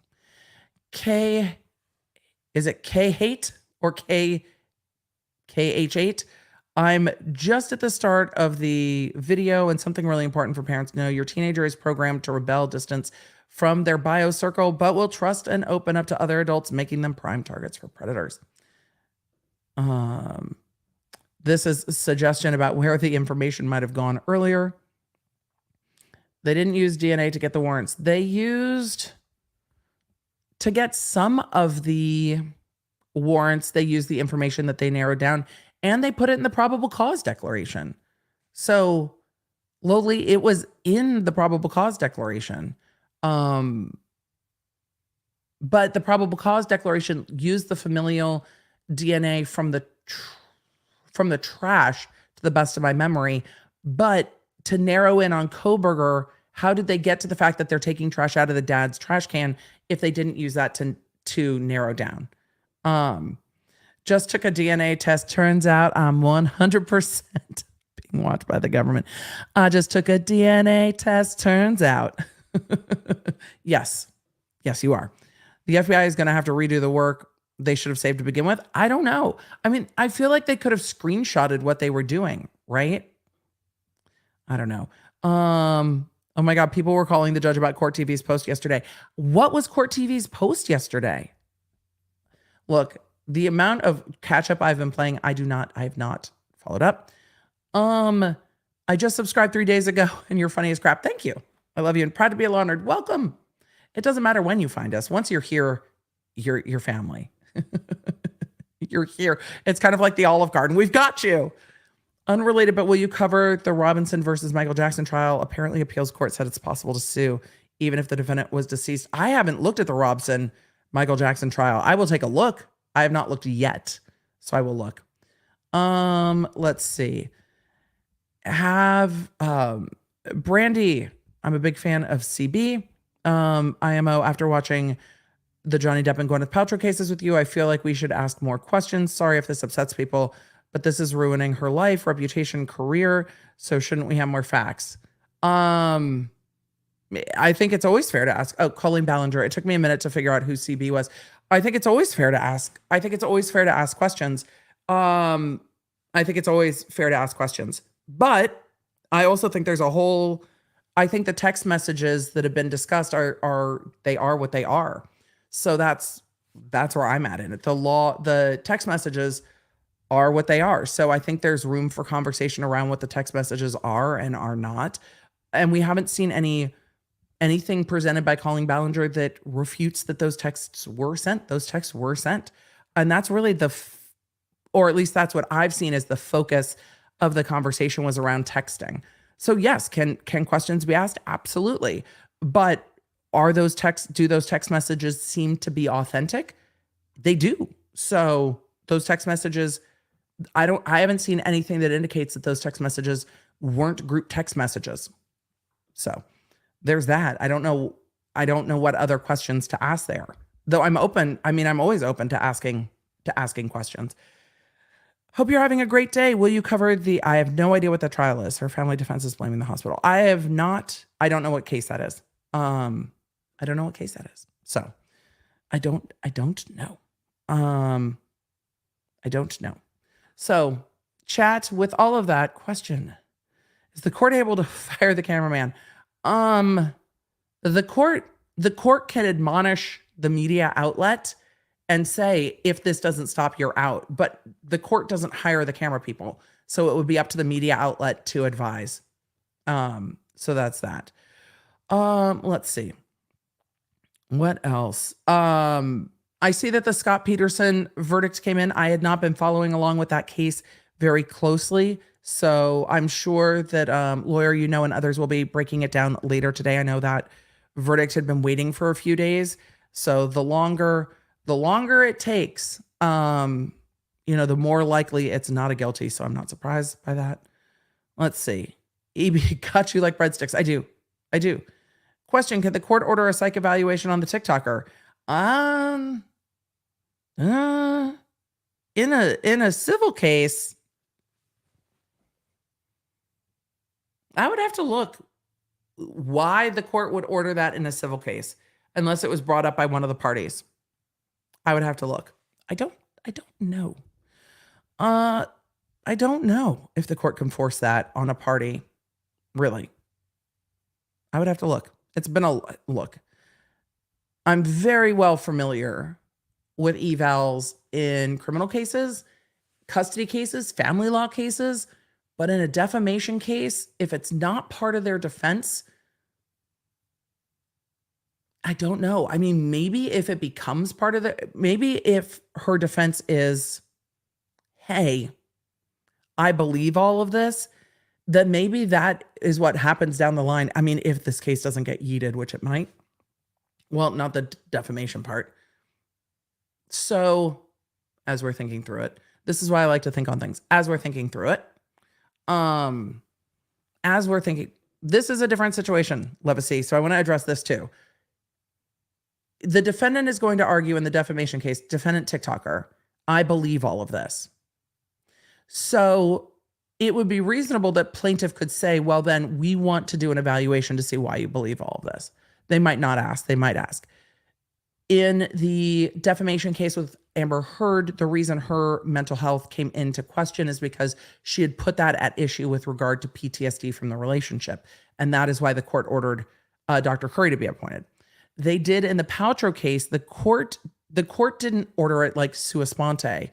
It was part of the damages in that case. So the mental examinations were due to the damages due to the head injury. So that's different than in this case, if that makes sense. So